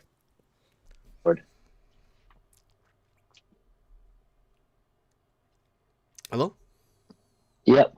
You still there? I'm still. Oh, okay, good. So now I said they get moved around on the chessboard. That's it. So let me ask you something. Why can't they just open their own business if they know everything and they could run a country according to them? Why don't they just open a business and make money? Well, if you look at those politicians' shoes, not one of them has laces. They don't even know how to tie shoes, laces. Yeah. Okay, they're all Velcro or slip-ons. Yeah. Well. So breaking ground are what's happening with the condo projects in Toronto? Are they just no one's buying any? No, it's all standing still. They're trying to inject money into it. They know. I've heard also a refinery plant. I heard today of a refinery plant. I was looking for it to send it to you. In Mississauga are shutting down in 2027. A what plant? A refinery plant, oil, where they make. Of course, you have to shut it down. This way, we pay more for the gas. Of course, you have to shut it down. That's the the best thing to do. And then now you're going to pay $3 or $4 a liter, and then they're going to blame Donald Trump, and they're going to blame Donald Trump after. Well, they got to blame somebody. Yeah. So. They make. I don't know, all kinds of products, engine oil and I guess basic maybe necessities KY that jelly, we take for granted, yeah. Vaseline. I don't know what they make, but They make all kinds of products out of that Oil base byproducts. oil. Oil byproducts. Byproducts of oil. Yeah. Well, it's a plant in Mississauga, a huge plant they're shutting down. How many I employees? caught wind of it. How many employees? Oh, large. I'll send you the video. I think I know where it is. Okay. Large. And they really, I don't know. I don't know. They really want people to be out in the streets. They're pushing really hard for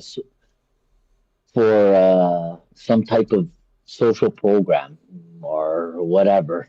Yeah, like UBI or something like that. UBI or digital, yeah. So I got a $5 super chat from Guljinder. Says, these colors don't hide. Iron Maiden, listen to the song. I think I know the song, yeah. I think I know what he's talking about. Iron Maiden? Yeah, Iron Maiden. Iron Maiden, the group. I know what he's talking about. Yeah. Well, what happened? Spain ordered all these illegals, and then they didn't come with the right criteria, so they send them back, or what? Spain ordered them. In Spain? Yeah. No, they ran out of food. There was nothing of comida. There was no food, so they all went home. Oh, so they put in the wrong order for the wrong people. Huh? Well, they went in, right? So it's an enclave. Ceuta was part of Portugal, right? If you remember. Yes, it was conquered, yes. In 1401. If you go back far enough, Portugal was there. That's why the Ceuta flag has a Portuguese coat of arms. In the center. That's right. The center. So, the five kings. You have to go across to Gibraltar to get food. I mean, you could get food in Ceuta, but the food is not being manufactured in Africa. So a majority of the food they have there is coming from mainland Spain into Ceuta. But then when they run out of food in Ceuta, they're not going to bring in more food to feed these people. They're just going to let them starve. And they're just going to leave. Well, somebody put an order in, and I guess they read it wrong. Yeah. It's home time right now. Well, they better shape up, because once you enter into Europe, you could spread your wings and go everywhere, right? Italy shut the borders down. Well, they're going to start. I think Portugal, Poland, I think Spain, France. I think they're going to start closing borders down as a security risk. They better order the military of Christ. Military. I'm in the military order of Christ. I know that. I'll stand up. If they need any help, I'll fly over. Mm-hmm. Like I said, Paul, and we've been saying it for years. It's very simple. Okay, I'll go back to no problem. I'll go back to Portugal if everyone in Portugal goes back to their country. Uh-huh. Yep, I don't have a problem going back to Portugal, but everyone in Portugal that's not Portuguese, get the hell out. You know what I'm saying? That's it. Slap a UPS. Everyone go back to their countries. That's it. Slap a UPS sticker on their asses and send them back. Yep. Remigration. Return to sender. Yeah. That's all. Make their countries better again. That's right. That's all. But it's when Trudeau signed that UN Migration Pact. The Mike of the Night's up if you guys want to watch it. It's called I know. UN Migration. And in 2018, November, Justin Trudeau signed the UN Migration Pact, opening the borders to the third world. What a piece of shit. Yeah, well, they also did that at the United Nations when they let the European Union do that too, right? Yep. So. Yeah. Well, anyway, I called in to say hi. Yeah, and, it's good. Thanks for the coffee. Obrigado café. No problem. Let me know when my T-shirt's in the mail with my name on it. Oh, you want me to make you one? Oh, yeah, of course. I told you last week. I'll take one. Okay. You're large, right? You let me know when it's red. No, medium. Medium's fine. Medium? Yeah. Unless you get it from China, then maybe a large. Medium. Okay. I'll get you. I'm still the same, Mike. Slim. Okay. Slim and fast.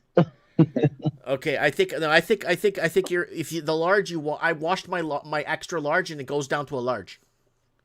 So maybe a large washed. Yeah, I'll give. Just you know what? Just on Instagram, just give me your correct address and then I'll see what I can do. Okay. Yeah, no problem. Whenever you get it, let me know. That's all. I'll get you a shirt made. I'll get you one from. It's from my store though, right? You know that, right? Yes. Yeah, but I love the symbol. Okay, beautiful. All right, you can wear it around town and tell everyone, what is that? Where's that from? Where's this place? And be like, don't worry, it's too far. Just enjoy. No receipt. Place your orders. Enjoy the art. Uh-huh. Yeah, enjoy the art. All right, take your next caller there. Hopefully there's somebody waiting in the wings. Okay, God bless you, buddy. You too. Bye-bye. Ciao. Ciao. All right, so that's PDS 10 here for Mike of the Night.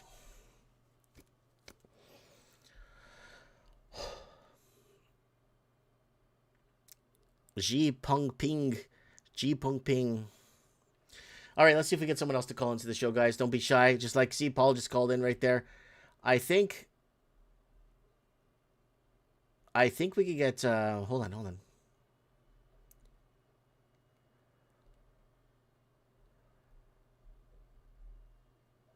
Someone's saying somebody unloads on Fauci. Why is everyone unloading on Fauci now? Why didn't people unload on Fauci 3-4 years ago when it actually mattered? Everyone's mad at Fauci. Everyone's pissed off at Fauci. So what? You should have unloaded on him 4 years ago. We were unloading on him. I was calling him every name in the book. I was calling him prickly ball face. I was calling him fuck face. I was calling him piece of shit. I was calling him everything.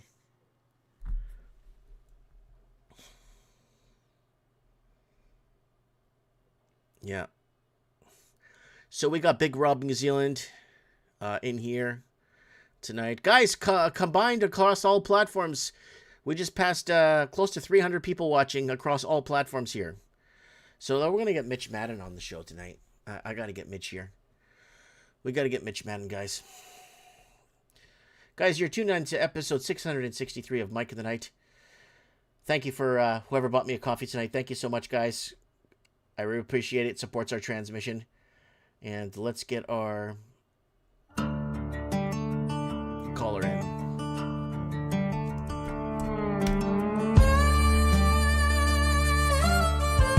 Woo!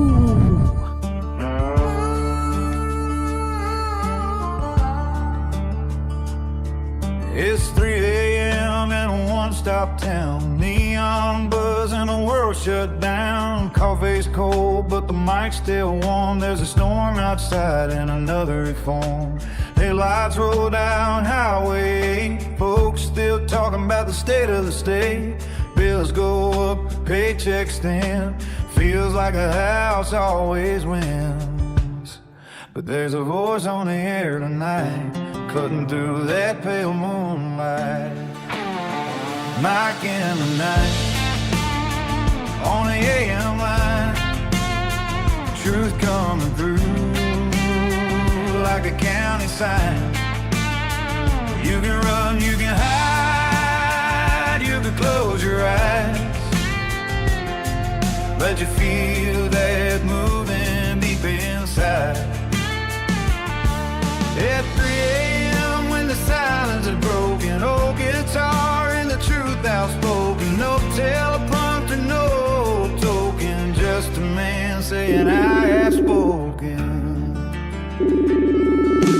Small town farmers, city trees, trying to read through the masquerades. Paper headlines, polished lies, but you can see it in the people's eyes.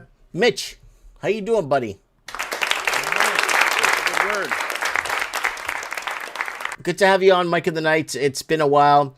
Episode 663. Thanks for coming on and being here, buddy. Yeah, my pleasure. As far as real estate in this area, the homes for sale are just piling up and piling up and Oversupply. down the coast. Ladies and gentlemen, Mitch is in Oregon area, so you guys know wherever you're watching this in the Commonwealth, he's in Oregon, United States, Western United States, Pacific Ocean. Continue, Mitch. Yes, I'm in Bandon, and it's been in the 70s every day here, low 70s, sometimes high 70s for quite some time. It's been really nice. We went to the county fair a couple of weeks ago, and we went on the opening day was a free day, and the midway was closed, and we didn't want to go on any rides, so we went there and saw the arts and crafts and the flowers and the homemade stuff and the cows and the horses and the pigs and the chickens and the rabbits and everything. And my wife packed a lunch, and we had a picnic at the fairgrounds, instead of buying ridiculously priced crap. We had a good time, and the blackberry season is just it'll be reaching peak about 10 days. And I'm not eating any carbs right now, but I'm going to probably make my wife and daughter a blackberry cobbler. I have to pick 6 cups of blackberries. That's real easy. Right on, buddy. But anyway, real estate is piling up from the Central Coast down to where I'm at in Bandon, which is 90 miles north of the California border, right on the ocean, and in Oregon. And I'm following these properties, like Florence is where I used to live. It's a great place, 9,500 residents, and there's 352 homes for sale. Now, equate that. Pretend that it's 95,000 residents living there. If you multiply that, you would get 3,520 homes for sale. 3,520 homes for sale for a small city of 95,000. So anyway, that's really a lot of homes. And most of the homes, to get anything decent, 4, 5, 6, 700,000, and there's very few people that can afford a home like that. Well, it's becoming like Canada. Where you guys are, you're catching up to where Vancouver was back in 2016, 2017. Back in 2016, 2017, the average home in Vancouver already passed $1.2 million for a piece of crap home, a piece of garbage, right? So you guys are just catching up to where we were. That's all. Well, we had, during the pandemic, it was the start of this. I mean, it was the escalation of this big boom and the super low interest rates, and the fear of missing out, the FOMO, and then all of these Airbnb players got involved, and people buying second, third homes, and then the private equity groups, the State Street, and probably BlackRock, all these people buying up thousands. The Chinese hit you guys. The Chinese hit Oregon. The Chinese started in California in the 80s and 90s. Small population, nothing major. They started in the San Francisco area and then moving themselves up to where you are. And the Chinese from Vancouver in 2017, when Vancouver put the foreign buyers tax on, they flocked to Seattle, Oregon, Olympia area, and going down there and just bidding up your properties too. So a lot of Chinese went down, and then a lot of Chinese now are trying to sell so they could flee to Canada. Because I'm meeting Mitch, I'm meeting people from Oregon, Washington, Chinese people that say they're Americans that went to Oregon in 2016, 2017, and now they live in Canada because they sold all their properties in America, and the Canadian government needs that money to come in, that influx of Chinese money. So we made a video called Who is Coming to Canada? And all these Chinese citizens or Chinese nationals are selling their properties in America, and now they're coming up to Canada now. Yep. Well, I went to the when we went to the fair a couple of weeks ago, the county fair. Our county only has, I think, 62,000 people. Our whole entire county, all the towns in the county, is 62,000, and it's a pretty good sized county. And the opening day of the fair, I never saw a single person there other than my wife and daughter who were not Europeans. You know what I mean? They're from Europe. Really? So, yeah, I swear to God, it was really like and I mean, there was hundreds of kids there were 4-H kids that were, they had animals and stuff, and they were all the volunteers. They were doing all the work there. They're picking up the garbage, and they were helping out, doing all kinds of just young kids raised on farms and ranches that are being raised very well, and they're very respectful and hardworking and friendly. And I kind of enjoyed the old-fashioned nature of the whole deal. And I think, Mike, one of the problems that people have that are unhappy is they live in the wrong place. Now we kind of have this feeling like, well, everybody's coming after us. They're invading us and they're ruining our lives. But there are places you can live. I don't know what's going to happen in the future, but that you can live and have a pretty peaceful, pretty safe, old-fashioned kind of a setup. With your lifestyle. It's not all about what we find in the news that's getting people upset all the time. The more I follow the news, and I don't have any TV service at all. I get all my news online. But who knows what the truth is? As I understand it, Ukraine and about when the Soviet Union broke up around 1991, the census it varies between 52 and 57 million. Now Ukraine is estimated to have about 20 million, and they say that if and when this war is ever over, there could be 5, 6, 7, 8 million that are going to get out of Ukraine right now because they can't leave right now. And Russia's just blocked the port of Odessa. Right. And they're going to, it looks like that in the next couple of years, there's not going to be a Ukraine. And Putin even made a speech and said that he said, maybe not tomorrow, maybe not in a year, might be 5 years, 10 years. But he said eventually the historic parts of the Ukraine that belong to Romania, Hungary, and Poland will end up being absorbed back in. Mm-hmm. So I think Putin has something in mind to just take all of Ukraine to stop the threat and get all the NATO people out of there and the European, because, we're not. Anyway, Russia's won the war. Yes, I know. Yeah. We know that. We know. told you that. We knew that from the beginning. Right. It was a war of attrition. And the former CEO of Google, was it Schmidt or something? I can't remember his name. But anyway, he started this company. He developed a Hornet drone. And apparently that drone, along with Palantir's AI targeting system, is what is being used to send these deep strikes into Russia right now from Ukrainian territory. But it's the former Google exec's invention, the Hornet drone, and Palantir's AI global positioning targeting system or whatever that is responsible for these deep strikes into Russia. So Russia's just taking off the gloves now, and they're starting to they're not. There's not going to be any safe place in Kiev anymore. With all these Boris Johnsons and Lagarde and all von der Leyen and all these people flying in there.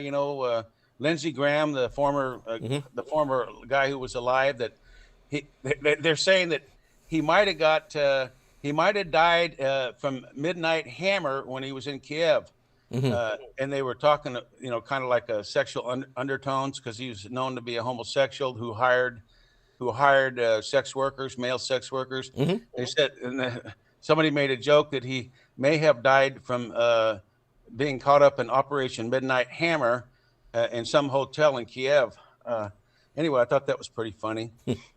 And as far as the Iran situation, I understand that not only have the Russians and the Chinese been helping them, but there's like 5 new routes through Pakistan into Iran now that are bringing supplies in, and Pakistan is supplying sophisticated expertise to help Iran, and Russia and China are sending some of their most sophisticated modern technology, and they're now using the Iranians are using a Russian provided anti-jamming system on their not their ICBMs, but their pretty long range missiles. They're using these anti-jamming Russian technology along with the Baidu global positioning targeting of the Chinese. Anyway, the Iran is, and they're making a lot of their own indigenous stuff that's really super good. And we've been taught that and I've heard millions of times that Islam is all the Arabs, even though they're not Arabs in Iran, they're Persians and they're Yazidis and they're all different kinds of things. But we've been taught that they're bad, they're evil, they're dumb, they don't have anything except oil, they don't produce anything, they don't have no culture. But the Persians, I believe, I've been following them, even long before they became Islamic. They're pretty sophisticated. They're good. Well, everything went backwards when they went to Islam and they implemented the Taliban.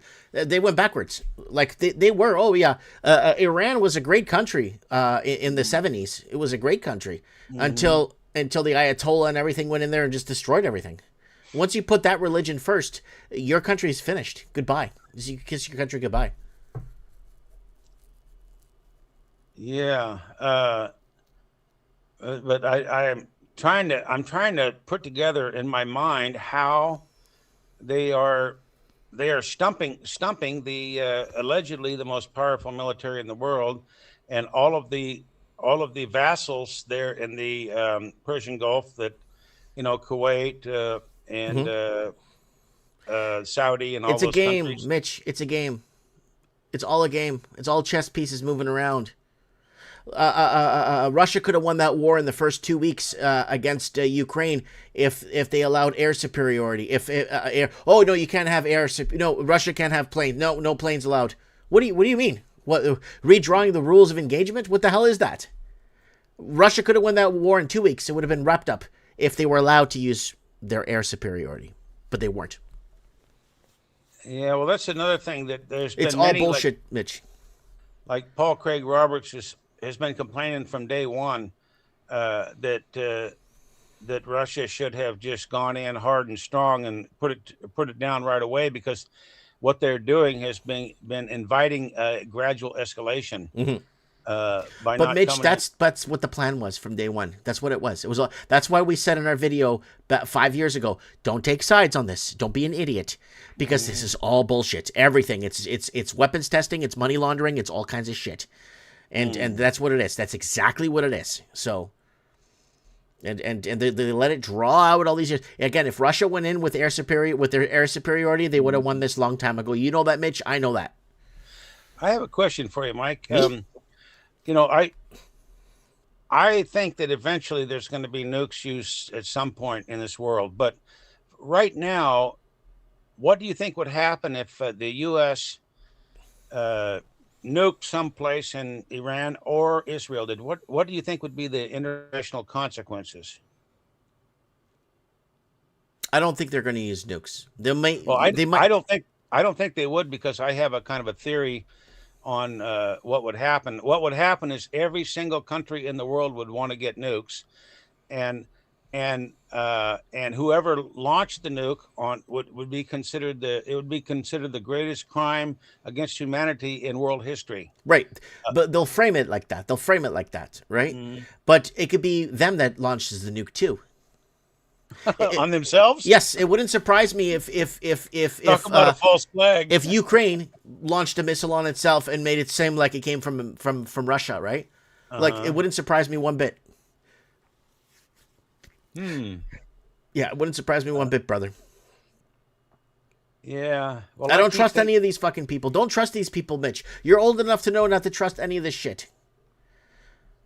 Well, I keep thinking about World War II and what went on there between Ukraine and Poland and the Banderites who were working. German had a lot of allies. Yep. I mean, they had people fight. They even had the Charlemagne division, who were French, who were fighting for the Nazis, and the Hungarians were fighting for the Nazis. The Romanians, the Ukrainians in Western Ukraine actually allegedly killed about 130,000 Poles, and they did bring about 30,000 Jews, because I've seen footage of it, and I believe the footage is real, not AI, to the Babi Yar, which is near Kiev, I believe. It's a big ravine, and they slaughtered like 30,000 Jews over a couple of days. These were Ukrainians that were working for the Nazis, the Banderites, they call them. And I have seen when Russia finally got control of Mariupol, and they remember they were bombing that big steel plant or whatever it was, and they were all underground. Well, when they brought those guys out of there, I saw several uh, uh, journalists that were allowed there with cameras, and they were making these Ukrainians, from the Azov battalion and the right sector and all that, take off their shirts and show their tattoos, and there was all kinds of Nazi tattoos all over. Yes, swastikas everywhere. Yeah, and so I have a hard time, being. I had a hard time right from the get-go of supporting the Ukrainian cause, because I could see that it was kind of an international game, like you said, of weapons testing and money laundering, lots of money laundering and child trafficking. Yeah. And I mean, there was leaders from all over the world flying into Kiev. I mean, and every time one flies in, I say, yeah, this is like part of the Epstein class, or whatever you want to call them, a bunch of sick people. But anyway, I bought a fishing license. I hadn't fished in years. I used to fish all the time in the surf right here, great surf fishing. And never before in my life have I gone fishing 7 times and not even got a single bite. I really lost my touch. You know that 80% of fishing is luck, right? Well, I like to think it's kind of a little bit of expertise, and when you learn about the tides and the different holes and how to read the water, and even here when the ocean really has a certain really kind of an ocean smell, strong ocean smell, almost like a fishy smell, fishing is almost always good. And if the typical summer northwest winds that pick up when convection takes place, when it heats up inland late in the morning, the fishing can be good. But if a big south wind picks up, fishing kind of dies down, and commercial fishermen have also told me that.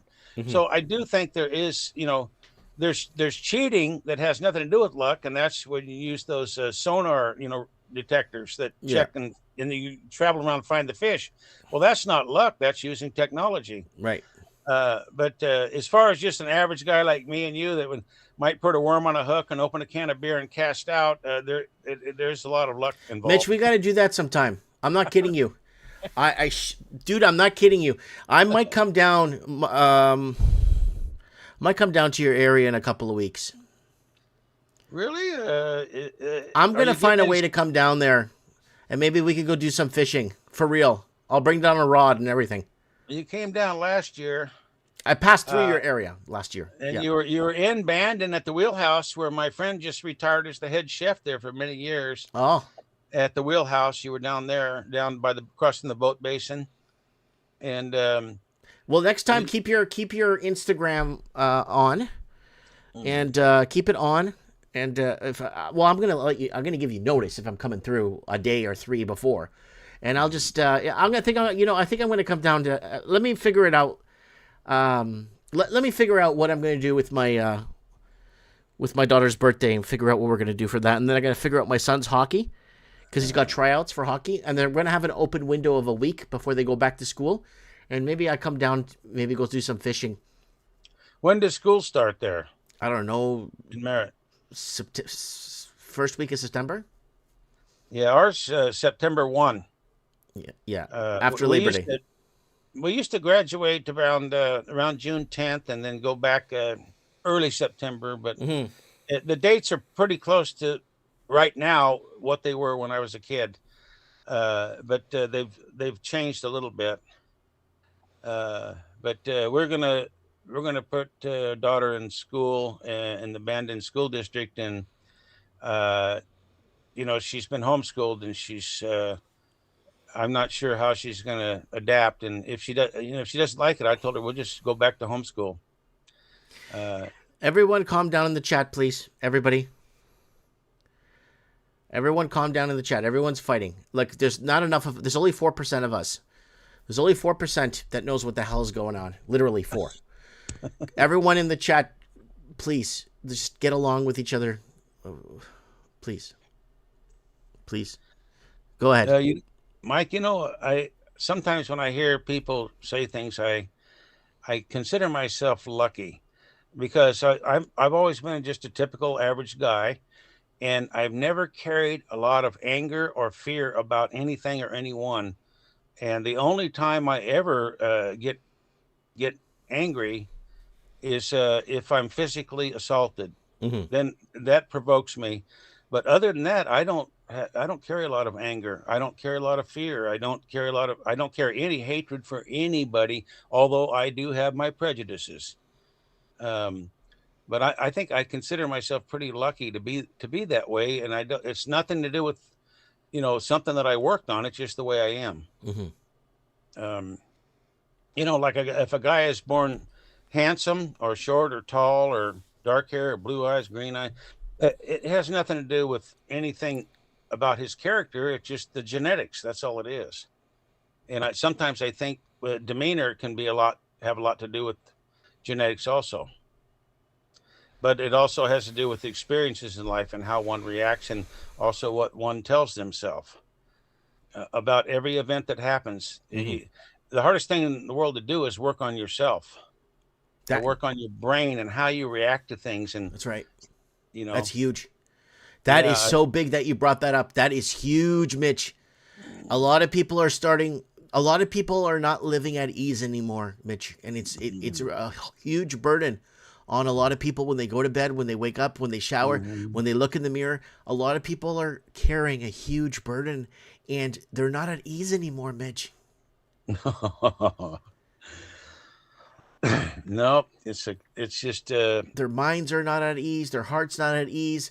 They're constantly looking over their shoulder, and whether it's financially looking over their shoulder, economically looking over their shoulder, with a migrant invasion that's happening in their town. People are messaging from me all over the Commonwealth and saying, yeah, there's people from India are everywhere. Like, they're all over the place. And it's like, someone in the comments just said, focus on what you could control, right? Right.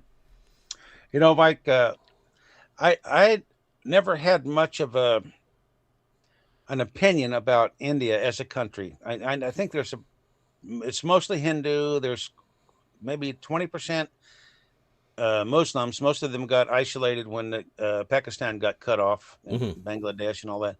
But and there's some Sikhs, Hindus, mostly Hindus. But anyway, I watched a documentary on India about marriage. And do you know that the overwhelming majority of marriages in India are still arranged?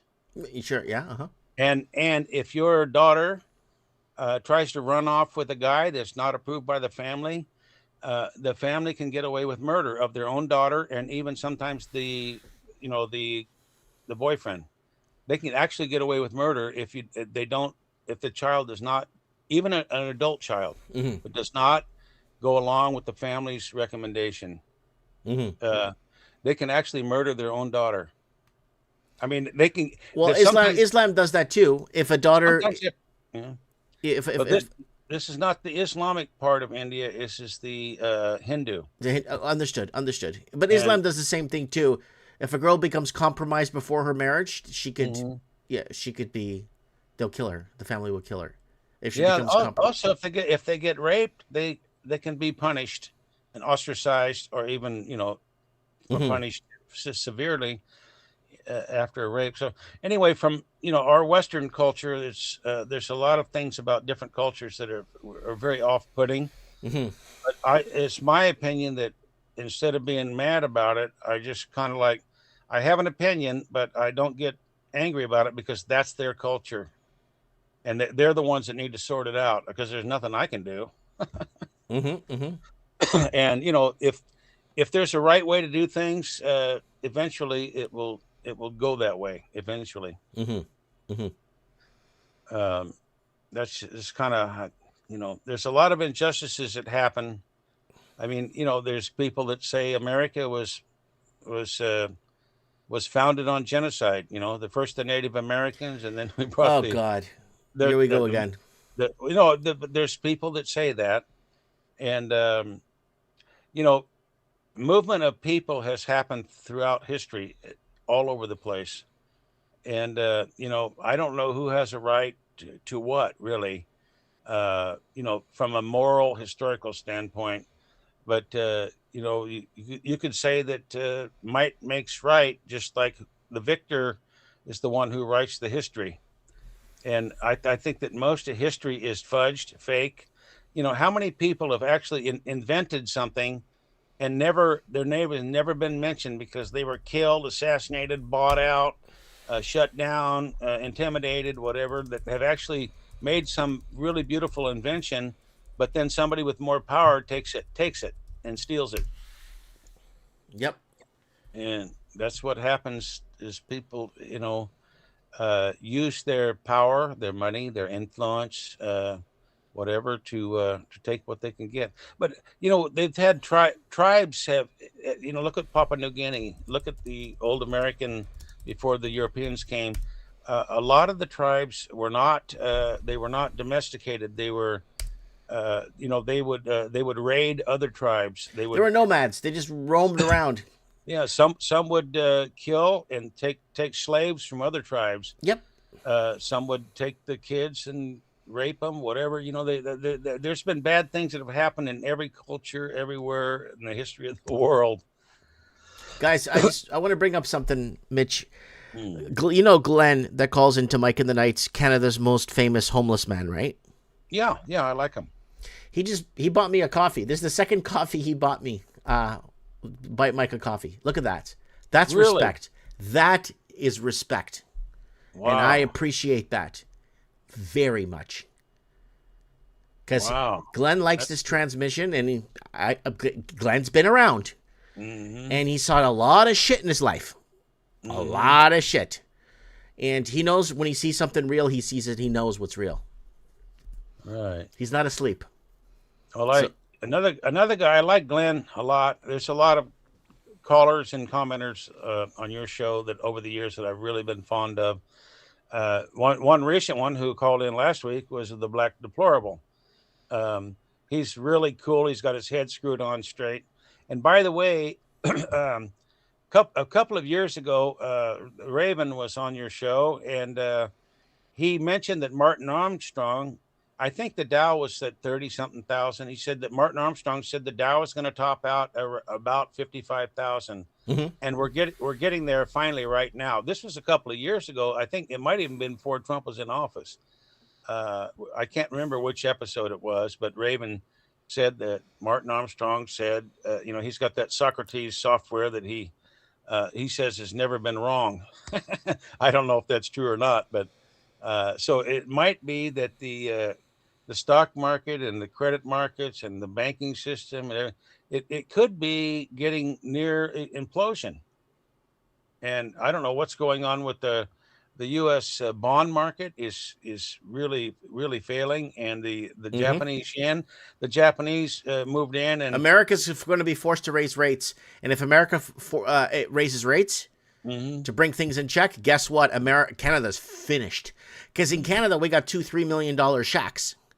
Your shacks down there where you live in your country, like in America, you could the same shacks are selling for $2 million up here, or 50-60 grand down there. I mean, they're cracked foundation, no roof teardowns that people pay $2 million for. Down there, they're 50 grand. People that bought 50 grand are going to be fine. It's the people that pay $2 million for a house that's worth 50 grand that is fucked. Yeah, and in America, where some of the previously hot markets in Texas and Florida and places like that are really suffering right now. Yep. Some areas have dropped in value up to 30%. That's not the rule, but there's quite a bit of that. But what is still a strong real estate market in general is up in the certain parts of the Midwest, because housing is so cheap. Mm-hmm. People in the Sun Belt who are facing $500-600 million dollar homes, they're saying, hell, I can go to this town and get a beautiful old classic home that's in pristine condition for 80 grand. I'm just going to go there. The hell with the weather. I'm going to go there and live in a nice house. And so people are still moving to the Midwest where they can get a nice home for an affordable price, kind of like the olden days. Mm-hmm. And so there is kind of a funny kind of a migration or reverse migration go. When I went to LA after college, when I didn't get drafted in the Army, I said, well, I'm free now, so I'm going to go down to work. And I went down to LA and I lived there 3 years. And I literally met hundreds and hundreds and hundreds of girls down there in LA that were from Kentucky. They were from the rural Ohio, from the Dakotas, from Illinois, Minnesota, all these kind of places from the Midwest. There was girls getting out of high school all across America, and they were coming to California. But now there seems to be almost a reverse migration where they're kind of leaving there and wanting to go to a more peaceful, safe environment where homes are affordable and more of an old-fashioned setup, the smaller communities. And there's a lot of that going on. And so I think that some of the larger metropolitan areas, the urban areas, are going to just steadily go downhill, like Portland, because I think Seattle is kind of getting that reputation to some degree also, with overpriced homes and more street crimes and violence and people, gangs being able to just go in a store and just steal everything they want and nobody does anything. Yep. And people feel like they can break, like you were showing on your opening video, people can just take a baseball bat and start breaking windows and get away with it. It's disgusting. Where like Sheila said, my wife said that, she said in the Philippines, she said people are mostly peaceful and friendly, but she said if you sit there and get on the wrong side of a cop, they can just shoot you. Yeah. They're not going to sit there and let this entitled bullshit go on too long. You know what I mean? No. They clean up. They clean house. Yeah, they make crab bait out of you. Yeah. And they do. By the way, did you hear Sheila mention that she thought the former president of the Philippines, who had been kidnapped and put in The Hague, was going to come home to the Philippines? Did you hear that? No, I don't know. I haven't heard it. Anyway, I hope so. I think he was. I personally liked him as president. He did a 6-year term, and I thought that he, like the cardinal or the highest Catholic priest or whatever down in Davao said that Filipinos need some discipline, and that's what Duterte brought to Davao when he became the mayor of Davao. He cleaned house. He cleaned house there when he was mayor, and he brought 911 in because it didn't have 911, Right. no It's got a emergency 911. services. Yeah. There's investments and everything coming in there to Davao, because when he took over as mayor many years ago, I don't know, about 25 years ago or something, you could not let your wife or daughter go out on the street after dark. They could be knifed, they could be raped, they could be robbed. And what he did when he became mayor is he set up these patrols where there's a driver and 2 gunmen in the back of this open side, kind of like a jeepney, but just with the top and no open sides all the way around. And they would carry M16s or shotguns or both, and they would just drive around, and they had a whole bunch of them, and they would cruise the streets of Davao every night. And they had permission and instructions to, if you see any trouble, anything dirty going on, stop and investigate. And if you get any trouble or back talk or shenanigans, just shoot them. Don't even ask any questions. And the only thing that Duterte gave instructions to his police is he says, leave the sex workers alone. They're not like America, like drug addicts, and they're just like, mentally ill, criminal, violent. He said most of the sex workers there are just trying to survive. They support their families, and they do provide a service. And he said, just leave the sex workers alone. But anybody else who's doing anything bad, really treat them harshly. What if they deserve it? Yeah. And so he started doing that, and he even bragged about going out on patrols. And he turned the whole city around. And when he became president of the Philippines, he started doing the same thing. But in an interview, I heard him say that one thing he did not realize is the extent of the problem in the Philippines with drugs. And a lot of it was being manufactured offshore by Chinese. They were actually making methamphetamines. Yeah, it's all China. All that shit comes in from China. Everyone's drug supply in every country is even our medical drug supply supply is being tainted by this Chinese garbage.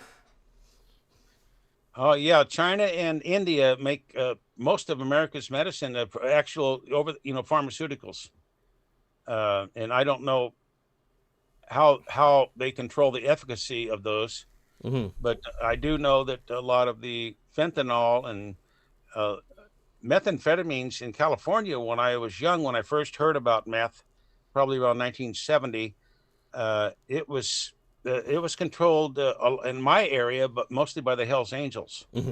They had a big stranglehold on the chain from sourcing it, manufacturing it, sourcing it, and then running it down through the dealers. The pound or kilo guys, and then the small guys, right down to the $20 bag guys. That was all. The whole chain went right up to the Hells Angels. That's the way it was in my area when I was growing up. When I first heard about it. And several of my friends had ruined their lives with it.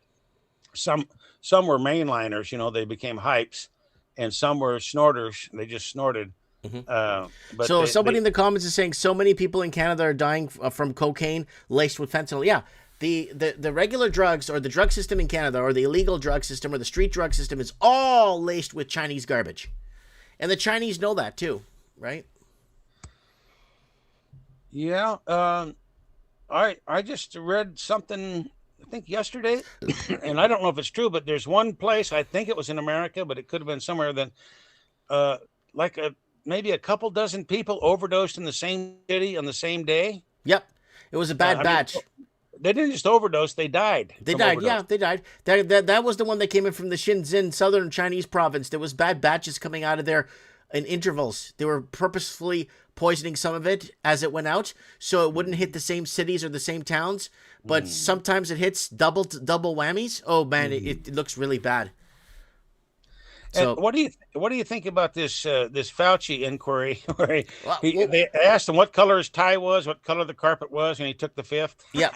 But he's got already a presidential pardon, right? So imagine pardoning a guy for his health views. Oh my God. Trust the science. And that's the video of that little thing we made for you guys, the little meme.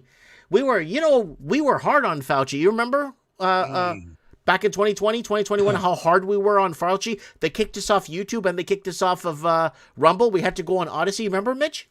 Yeah. We were so hard on Fauci. What do we call him? Fuckface or prickly balls? You were getting throttled and kicked off of things, and we were bouncing around trying to keep you were trying to keep your thing going, and I was trying to sign up for this thing and that thing, and to try to keep following, because every time you start talking, they would want to shut you down, all the assholes. Yep.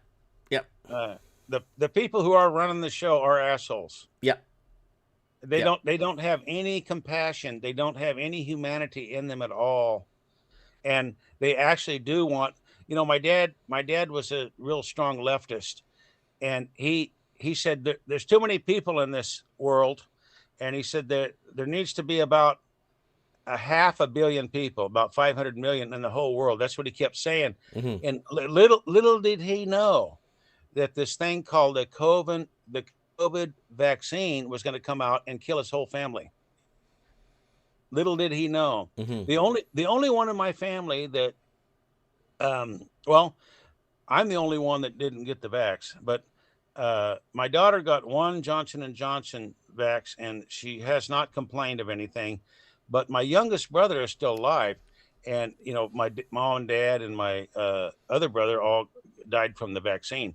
But my youngest brother, when he came up to see my dad about 2.5 years ago, he's 6 foot tall, 160 pounds. He's in great shape, real lean, and eats carefully and everything. But he took the vaccine. I don't know which one. But anyway, he said, "Mitch, look at this." And he turned around and showed me the back of his neck. And he had this big, scary looking welt on the back of his neck. You told us this. Yeah, you told us this. I remember the story. It was real high on the back of his neck. And I said, and he was a total vaxxer, just like the rest of my family. And, he believed in the vax. He defended the vax. He got angry if anybody questioned the vax. And I said, well, how did that happen? And he said it happened right after I got the vax. And he said, it's never went away. And he said, I know it's from the vax. And so even him got injured from the vax. And then my two friends who are quite a bit younger than me, the husband and wife, they both have been fighting cancer for the last couple of years, and they're heavy vaxxers. But you can't mention, God, that industrial grade psyop or military grade psyop that they did on the vax. It did something to people's minds who got vaxxed, that they get mad if you try to ask them if they want to try to look into it and maybe question the vax. And they still, to this day, a lot of them are angry. Mm-hmm. I mean, defensive that the vax is okay.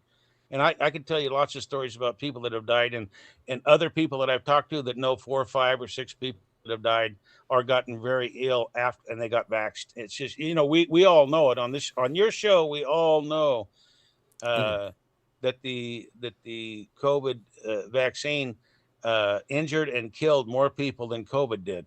Oh yeah, the cure is more dangerous than the sickness itself.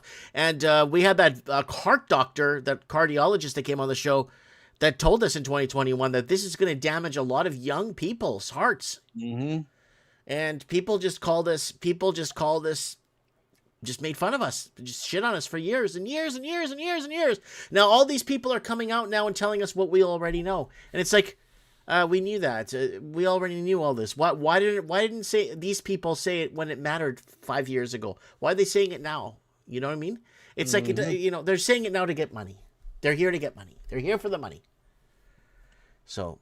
Yeah. So anyway, how far south, last year when you came down south, how far south did you go? San Jose or something? San Jose, yeah. Yeah. That was a pretty... And how long did you spend on the trip? 2 weeks. 10 days, 2 weeks? Yeah, 2 weeks.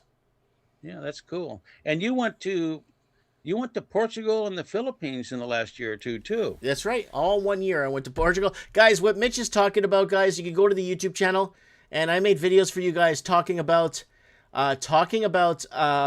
Portugal, cost of living, Philippines, cost of living, showing our $7,000 house we built. It's all there. So, guys, if you go to the channel here when you get some time, please subscribe to the YouTube channel. And there's Mike of the Nights here, too. Not all the episodes, but a few Mike of the Nights. And then we got our shorts. Let's look at Portugal. Multiple playlists of different stuff we made for you guys. Philippines Adventures, who wants to move to the Philippines. Our $7,000 Filipino home. You can watch that. My shop I opened one of the shops I opened in town, and then I ended up moving across the street. There's a playlist up there for it. Conspiracy Vault, and just regular videos that we put up here on the channel. Yes, bitch. Conspiracy Vault, huh? Yeah, you should watch all those videos. They're pretty good. Yeah, I pick up your videos occasionally. I used to watch them, like, almost everything you put out, but you have put out so much, and I have so many other interests. It's hard to keep up with you. That's okay. Just you're very prolific. Anyways, Mitch, I want to get one more call. I want to get Eduardo on the show here before we wrap up. Oh, good. Haven't heard from Ed in a while. I haven't. Well, I want to. He's in the sidelines. I think he's got something to talk about. Okay, let me get out of here and say goodbye to everyone, and you, Mike, and God bless to you and your family. Yes, Mitch. God bless you. Thanks for being here. Thanks for taking the time. And we'll see you on the flip side, brother. Okay, take care. God bless. Bye. All right, that's Mitch. Mitch. So let's get Eduardo here. He just sent me a Zoolander video. Let's get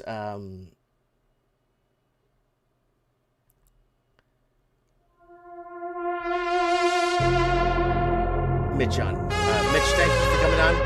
Don't forget to buy your boy a coffee, guys, for Mike of the Night. Oh, yeah. 3 a.m. and something is moving you. You're not here by accident. This is Mike in the Night.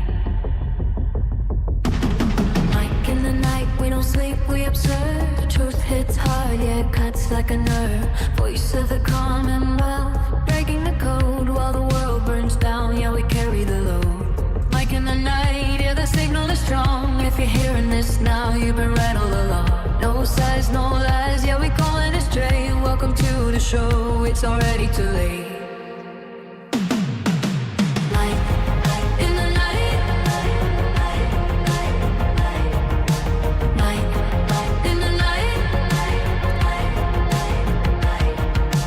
Lights out cities, but the screens still glow. People feel it deep, but they don't even know. Debt stacked high, yeah, the system's cracked.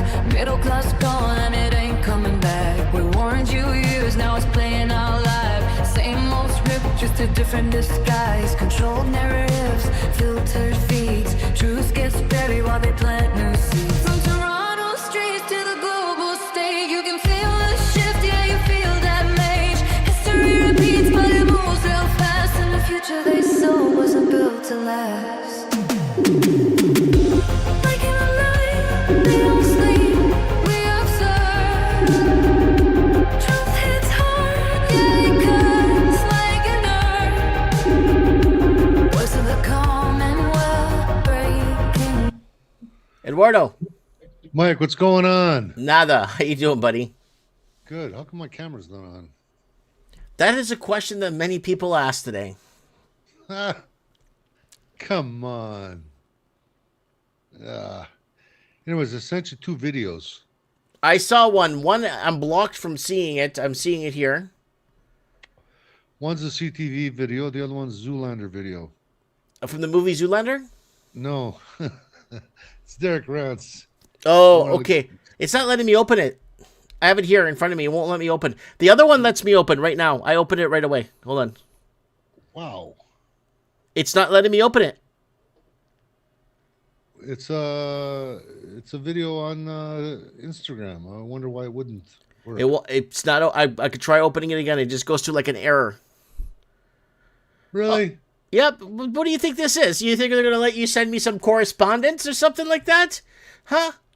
How do you think this... Yeah, it won't open. It's clear some error. It won't even open. Can I share my screen on here or not? I can't even see you. What the hell? Oh, Instagram. I don't know. So they changed something. It's working different. fine. Everyone's working fine. I have your North Bay mayor here talking about something. Why isn't my camera working?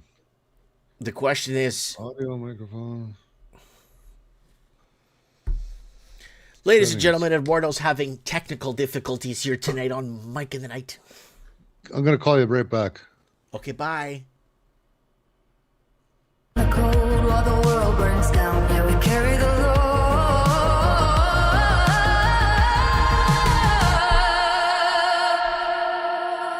Digital chains, but they call it ease.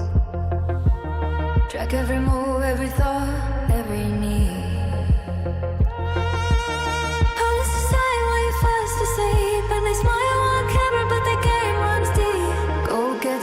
While the headlines lie, wars get funded while the markets fly.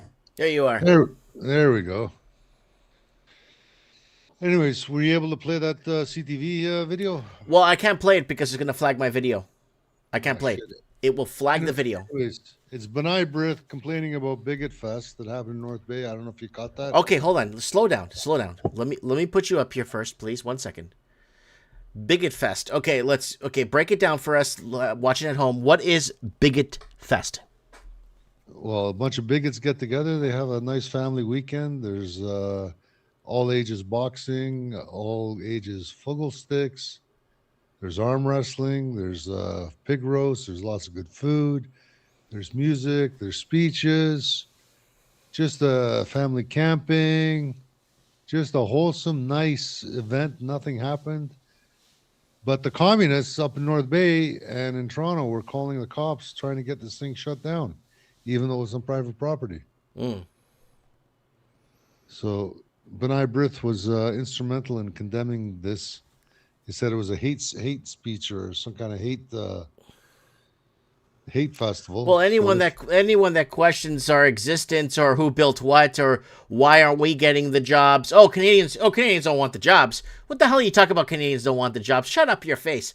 Canadians, you're telling me my kids and my dad when he built the RBC Tower in Toronto, when he built that RBC Tower, you're telling me my dad was saying, well, my kid's not going to work. My son doesn't want to work at this bank. My son doesn't want to work. You think that was my dad's mentality? He was building this country for these generations to have something, and we don't have it. yeah, we're losing it quick. Communists are going to get it all if we do nothing. And that's why B'nai B'rith has to condemn these kind of groups and meetings and these people finding each other and building community and coming together, because they know once we get organized, they're done. Mm-hmm. And, the communists, they think they got all the power, but you know what? They are proactive. They are bought and paid for. Yep. We don't have any funding on our side on the right. And people on the right are usually quite cheap too. Mm-hmm. Mm-hmm. So it's the nature of the beast. But the fact is that people are getting together. There's going to be another one next year. And they're not happy about it. And they call out hate. Mm-hmm. Meanwhile, there's some quite honest discussions that were had over the weekend. Mm-hmm. And there was no violence. Nobody got hurt. It's just an awesome weekend. Awesome, awesome, awesome. Mm-hmm. But B'nai B'rith, no. Can't let the truth get out there. Can't let people talk about it. Mm-hmm. I met guys like Son of Enos was there. He went to jail for 6 months. Interesting. Year and a half. He cannot use a computer device, a cellular phone, or anything. In Canada, though. Yeah, he was charged up in North Bay, convicted, and did time up there. Okay, but in Canada. But if he goes to Mexico, he can use a phone. I don't know how far-reaching the bail conditions are. Swahili? I don't know, Mike. It's amazing how these communists, how they want to control our lives. And people still haven't clued in. So think about this. If you're going to allow the government to feed you, the government can also starve you. That's right. So yeah, if you don't have the digital ID, just like Mondami. Did you watch the beginning of the show? No, I missed Oh, it. go watch the beginning. This show was on fire. This show tonight is on fire, boy. Go back and watch Go watch from the beginning. You're gonna see me connect all my dots. All my dots and all my ducks are in order tonight on Mike in the Night. Okay, so Mao took the guns. Hitler took the guns. Yes. Yeah, who else took the guns? We said the chant. We said that chant, I don't know, 10, 15, 20 years ago we said that chant. Yeah, they all took the guns. Hitler took the guns. Mao took the guns.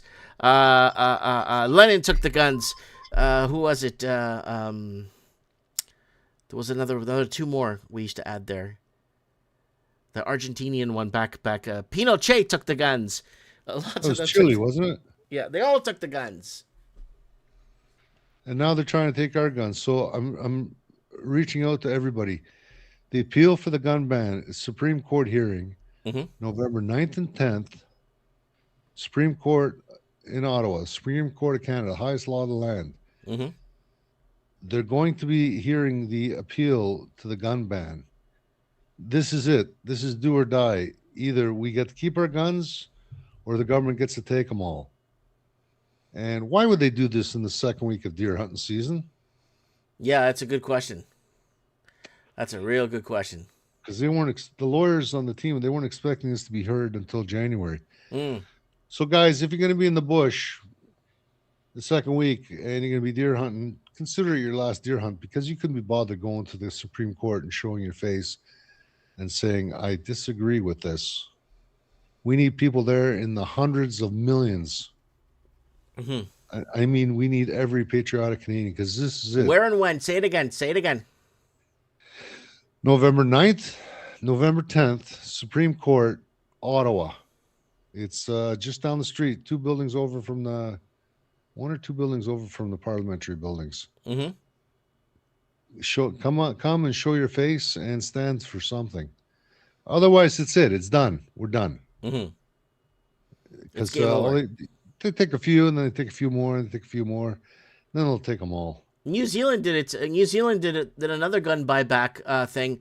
Again, New Zealand has already did 6 gun buybacks in like 3 years, and stripping people of guns. And they know that people are sleeping in cars in New Zealand because the Chinese laundered, was it $566 billion through the New Zealand real estate. So when they did that, the cost of living went up, the price of groceries went up, everything went up because the price of real estate went up, and people's wages didn't go up. So what did the New Zealand government do? They got smart. They started doing gun buybacks, and they were giving $500 to $1,000 gift cards for food. You see how they do it? They starve you out, and then they give you, they're bringing communists to launder money in your country, okay, which is illegal, and then they go ahead and give you a food card, a food voucher for $500. Nicely put, Mike. Yeah. And if they did in New Zealand, they're going to do it here, and I bet you they're going to do something very. They've done close that to 3 here. times already in the last year or 2 years in New Zealand already. So, guys, really, even if you don't believe, gun rights are totally tied to property rights. If they can take away our privately owned and legally purchased guns, don't be surprised if they come for your house next or your car. Mm-hmm. Or your kids. Well, there's been many health ministers who said, yeah, the kids in this country are ours. They're not really the parents. Mm-hmm. I think that was in Nova Scotia or New Brunswick. The guy said that a couple of years ago. Nova Scotia, I think it was. Yeah. And that was a minister of health or something like that. Anyways, one of these politicians. Ask yourself, who the hell do these people think they are, these politicians? Yep. We didn't vote for this shit, but they do it right in front of our faces, and then they wave it in front of us. Yep. And I'm hearing a lot of people that volunteered for the gun buyback. Mm-hmm. They're not getting what they were promised, apparently. Nope. Of course they're not going to get what they were promised. Who the hell gets what they're promised? Especially from government. And again, I ask, who the hell do these people think they are? They're no different than me and you. They're just regular people. Well, maybe they're probably dumber and they believe in, they sold their soul for the dollar to become puppets for who's got the money. But even the money's all made out of thin air. Mm-hmm. So the Chinese are laundering money that was made out of thin air to buy our real estate. That's right. 2.4 to 2.6 trillion. Bigger than our GDP. And we wonder why we can't afford food here now. Because the price of everything started going up towards housing. Everything ties to housing in the end. That's why you had the Great Depression in the when Black Friday hit. A lot of it was, the stock market, but a lot of it was tied to overpriced real estate. A lot of overpriced real estate. Brought it all down. Yeah. How about, I heard some corporations are buying up all the old books and then they're digitizing them. No, they're destroying a lot of them. Be careful. And they're burning them, yeah. Yep, be careful, because then they could change. That's why I've been telling people for the last 15 years on my channel, look at my videos from 2012, 2013, 2014. Buy physical history books that were published 100, 200, 300, 400 years ago. Buy physical history books. Look at what they were telling you 100 years ago, 200 years ago. I got medical books from every doctor. Doctors know encyclopedia from, what was it, 1808 set? I made a video and showed everybody. And you know what all the cures were, Eduardo? Herbal. Everything was herbal, bud. Everything was herbal.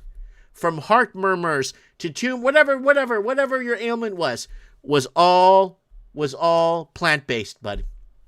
Everything was plant-based. That's before Rockefeller figured out he can make the shit out of oil. Yeah. So. Yeah. But anyways, this is the hill. This is the hill we got to stand on, guys. Mm-hmm. Just down the street from Parliament Hill, just direction is going to be west, I believe. 2 buildings over, first or second building, Supreme Court of Canada, November 9th and 10th of this coming year. I'm going to be there. I expect to see everyone that tunes in to Mike and the Night to be there. Because this is it. This is property rights is on the, it's not just about guns, it's about property rights too. Private property rights. This is big. Got to show up. The judges got to rule in our favor, or we are so done. So they're going to take the guns. Yeah. If they win, they're going to just take them. Don't be surprised if all the guns in Canada are gone within a couple of years, except for the police and they'll be the only ones that have them. Then what are you going to do? Mm-hmm. How are you going to hunt for your food? Crossbow? Don't be surprised if they come after those too. It's a constitutional challenge. Hopefully the Constitution will protect us. It's the only thing we have protecting the citizen in this country is our Constitution. Now, if they rule against it, well, it's time to leave in numbers, huge numbers. Everyone's leaving Canada now. Everyone I'm talking to, I spoke to a majority of the people in my high school. I have to contact them on Facebook because their phone numbers don't work anymore, and they left Canada. Like, my friend Carla, I moved to Argentina 10 years. Canada's finished. Argentina, I had friends move to Chile. I had friends move to, where the hell is it? So a whole bunch of them went back to Portugal, Eduardo. A whole bunch of them went back to Portugal. Well, I can see why. I was in the Azores. Quite nice. Yeah. Weather's beautiful. Yeah, I'm from San Miguel, so I'll go back. Me and PDS 10. I don't know if PDS 10 is still awake, but he's from there too, right? So, yeah. Well, it's 4 a.m. there, isn't it? 4:30 in the morning? Probably, yeah. Yeah. What else I got for you? That's about it for now. Any questions? Okay. Is there anything? Can you just go on AI real quick and then send me on Instagram an image with the date, the time, the place, the location, the cause? Can you do that for me? Make an image for it. Give it to me. I'll put it on my Facebook. I'll put it on my Instagram. I'll put it on my I have hundreds of thousands of followers. I need to get this message out. Just when you get time tonight, just go to AI. AI, make me an image. Put all the text you need, all of this stuff. Even have the background location showing what it is. AI will make it for you perfectly. Send it to me. I want to get this out there for you. All right. Hopefully we'll see you there November 9th and 10th. If I don't know if I'll be there, but I don't know if I'm going to be in that part of the country though. Let's figure things out, okay? Have your kids ever seen where the public sector organized crime operates? My kids? Yeah. What are you talking about? Ottawa? Yeah. No, we've never been to Ottawa. No. Well, maybe there's a reason to show up. Yeah. Yeah. I guess you're right. But I'm on your team, buddy. I'm on your team. I want to get this out for you. I could reach a lot of people, and I ask people to please share this because this is a big, big deal. And it doesn't take you more than 5 minutes to make an image for it with the date, the time, and the cause, and the awareness, and the importance of this message. Cool. What else? Oh, I saw the Helen Groos movie finally. Who?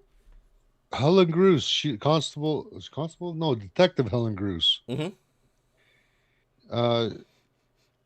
She was in, I think she was high up in the child protection or child department, like protecting well-being of kids in Ottawa police. Mm-hmm. And she caught wind that there's a unusually high amount of child death, young children being stillborn and such in Ottawa. This is back going 2021. Mm-hmm. Well, that's a lot to do with the vaccine too, right? Well, she didn't jump to conclusions, but she started the investigation. And then she got told to shut it down, and she was sanctioned. She spent over $500,000 in legal fees, put in front of a kangaroo court for the past couple of years. And she's been charged with discreditable conduct or something like that, like embarrassing the Ottawa Police Service. So it's an internal review. It's not a criminal court, unfortunately. But now she's got to appeal this or try to get this into a criminal court and have it judged on law instead of fairness and equity, which is what all kangaroo courts are based on. Mm-hmm. So if you ever get stuck in front of a tribunal, find a way that you don't go forward in the tribunal. Get yourself into a criminal court if you can. Mm-hmm. Or even a civil court is better than a tribunal. Mm-hmm. Mind you, in civil courts here in Canada, you can make the rules up as you go along. Yeah, they can renegotiate the rules as they go along. That's been happening for years. Yeah. But a criminal court, the rules are set.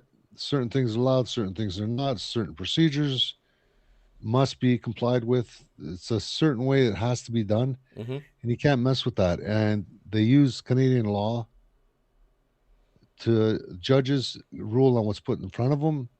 It's got to be law, real Canadian law, not made up AI Canadian law. Yeah, Mickey Mouse. Well, AI lies all the time. What do they call it? You know what can I tell you, Eduardo, what I feel is really damaging? YouTube right now is very damaging. I got a TV in my room because I don't want to have a phone in my face. So I put a TV in my room and I have a YouTube app. So I go on my YouTube, check my channel. I just check around and see what people are saying. But YouTube keeps recommending these AI videos to me. And I look at them. They're faceless channels. So there's a guy talking. It's usually a Caucasian voice or a black man or a British man. And the voice is really subtle, and they use a lot of stock footage, videos and stuff and photos. You don't see the people. And the scary part of this is it's all AI written. And AI is full of shit.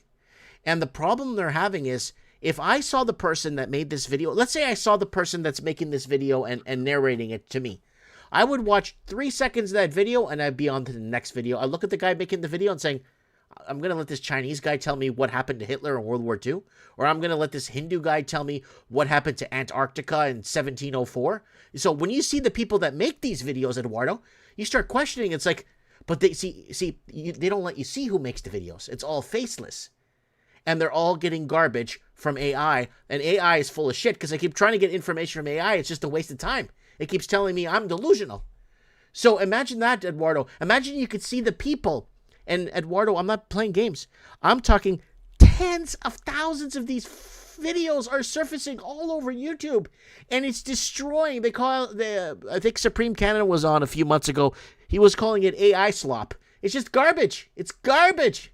And people are buying into it and they're getting millions of views. But if people could only see the person with their eyes and see who's making this video, they're going to look at the guy and say, I'm not going to listen to this guy. What for? This guy doesn't know anything about 1936 Germany or 1774 America, whatever.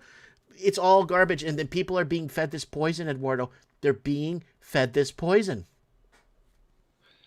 Yep. I'm guilty of watching some of that shit and then thinking about it later. But problem is, okay, you think critically. The vast majority of people don't think critically. They just believe what they hear to be true.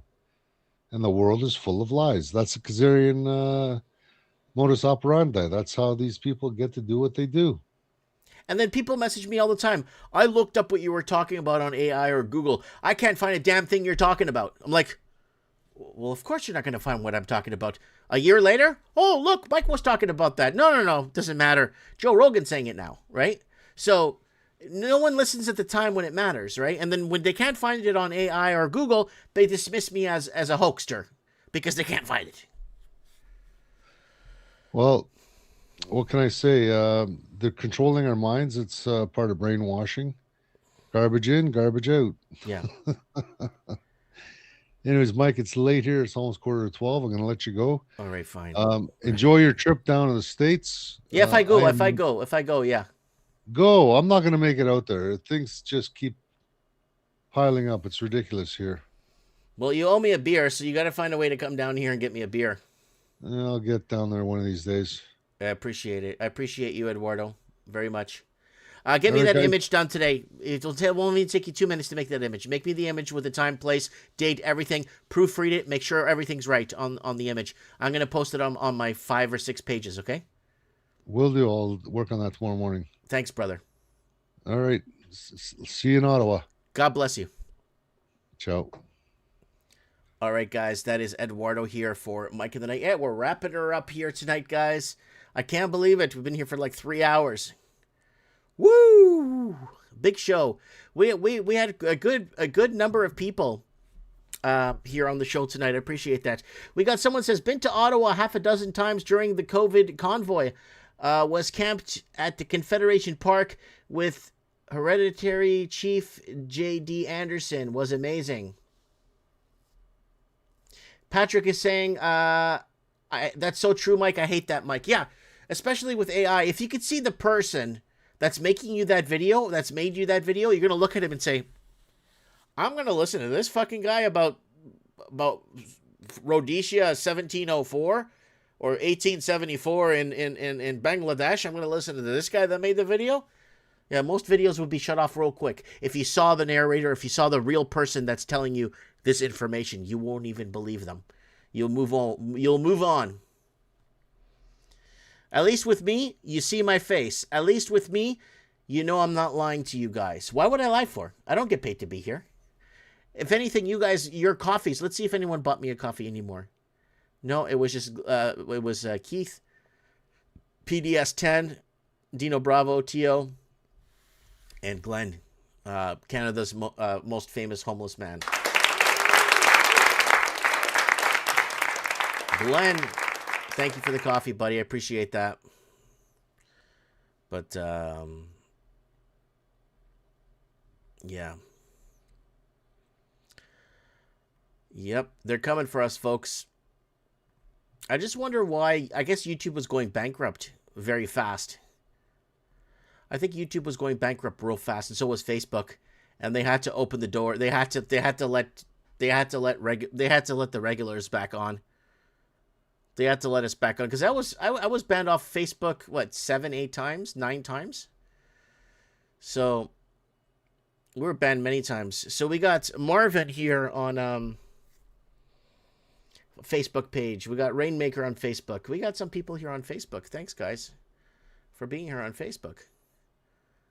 And the chat, the bigger chat, I think is on YouTube, and then I think even Rumble. Let me see. We had up to, I think, 60 or 70 or 80 people on Rumble, so there's not much now, but at the beginning of the show, we were rocking and rolling here tonight on Mike in the Night. Oh, yeah. Well, that's where we are, folks. That's where we're at. I'm just trying to think if there's anything we need to say before we wrap it up tonight here.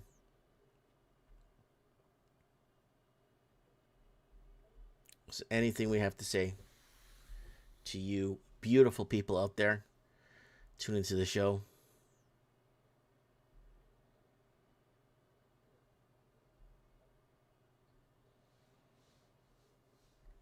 The world is bankrupt. Oh my God. Episode 664 of Mike in the Night's coming up. Oh my God. You can't make this stuff up, folks. The War of Gog and Magog. I'm posting Mike in the Night on my page. Thank you, Lord Humongous. Lord Humongous. We should get him, yeah, Lord Humongous, don't give me any BS that you don't have Instagram because you got Facebook. If you have Facebook, you do automatically have Instagram. You just don't know it. It's built into Facebook. So can you get your Instagram working, Lord Humongous, so we could speak to you, please, on the show and get you back on the show? I'm going to talk to Ricky Spanish to come on. We need Ricky Spanish to come back on. And Ricky Spanish. We got to get Ricky Spanish back on Mike in the Night to help us find out where these markets are going and where the U.S. debt clock is going. We need to get Ricky Spanish back on. Ricky Spanish. And we need him on for sure. I'm just trying to think of what else, guys. What else I could tell you guys, or what else. But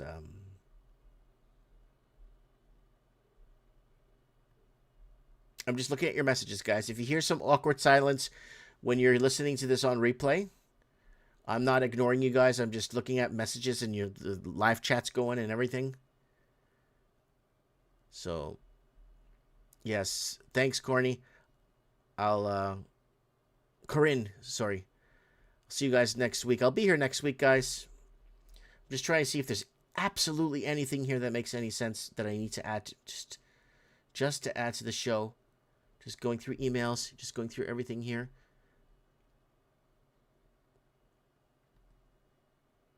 And get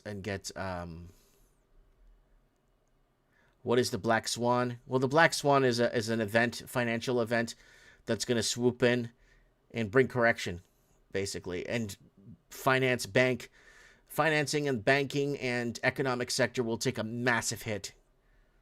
People will lose everything. Well, not everything if you own it and you own it free and clear, right?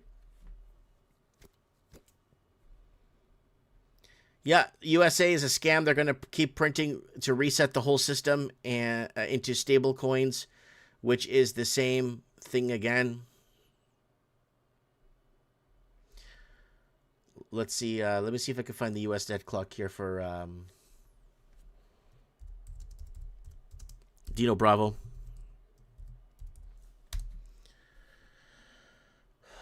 So I remember covering this on Mike of the Night in 2017, guys. I'm going to go back to the Mike of the Nights from 2017 and see where this was at. I'm going to go back and see where this was at.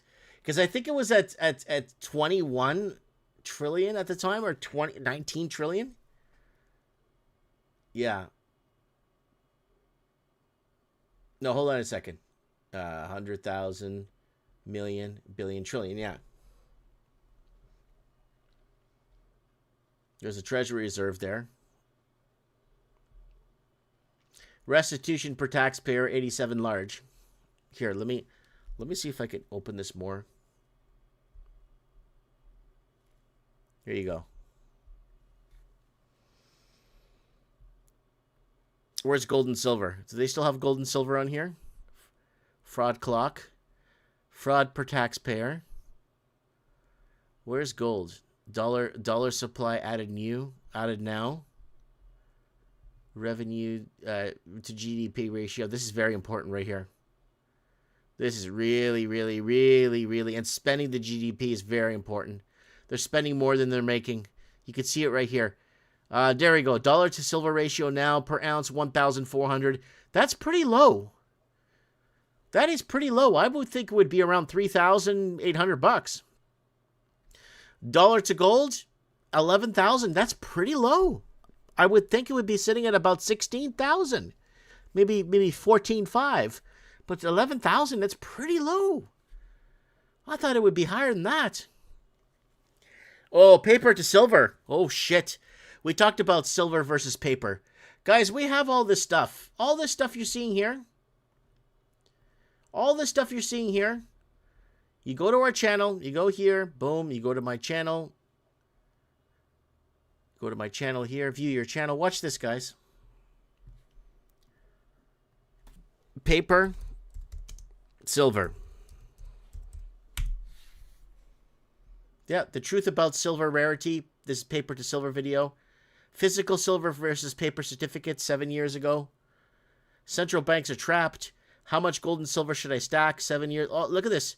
If you don't hold it, you don't own it. Gold, silver certificates, not worth paper 7 years ago. So gold versus paper right here. Gold, paper versus gold. It's minted, not printed. Always buy physical 6 years ago. So this is like, there's a lot of this stuff we've covered on here, right? So let's see if we could go into total cartel asset forfeiture liabilities. Sovereign wealth. Where's the currency and debt derivatives? Oh, shit. That's 100 million, billion, 934 trillion. 934 trillion.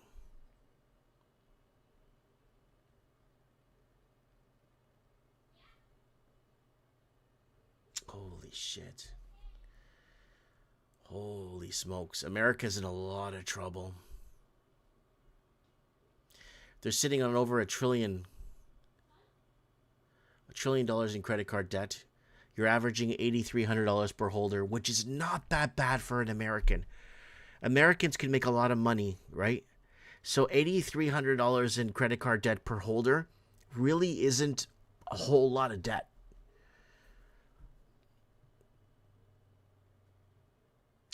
Yeah, holy shit. There's your interest rate right there.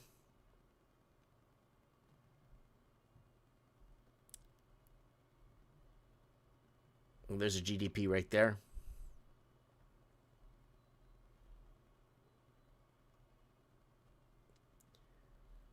There's a revenue. That's important. Revenue per citizen. Look at worker compensation. Holy shit.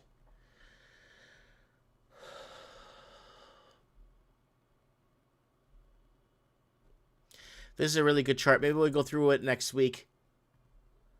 We'll try and see if we can get Ricky Spanish on Mike of the Night next week, guys.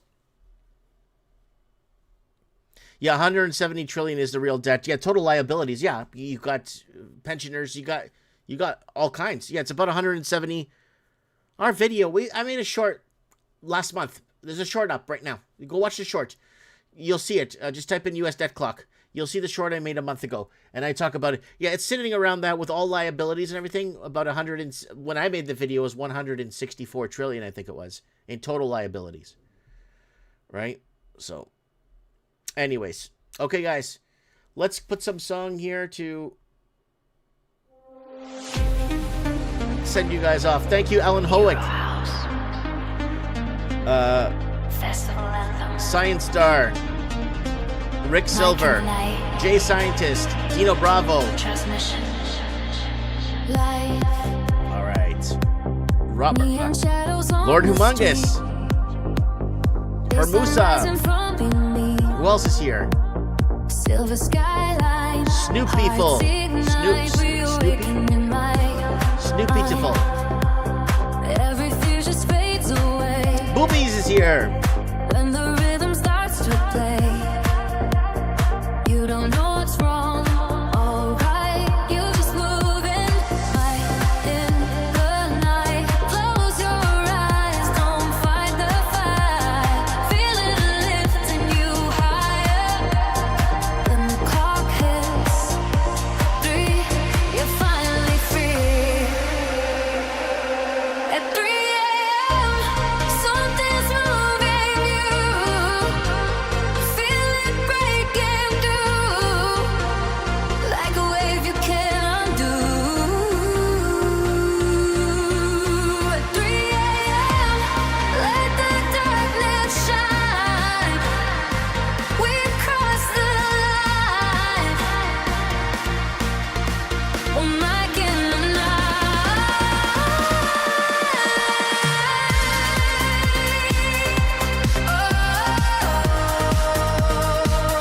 Feel the bass ignite.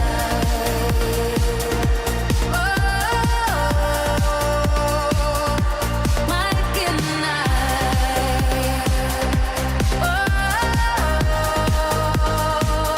Feel the bass ignite.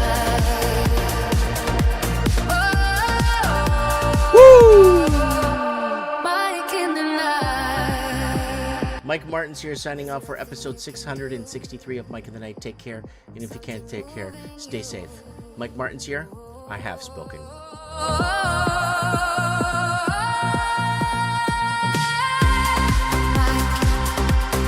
In the night,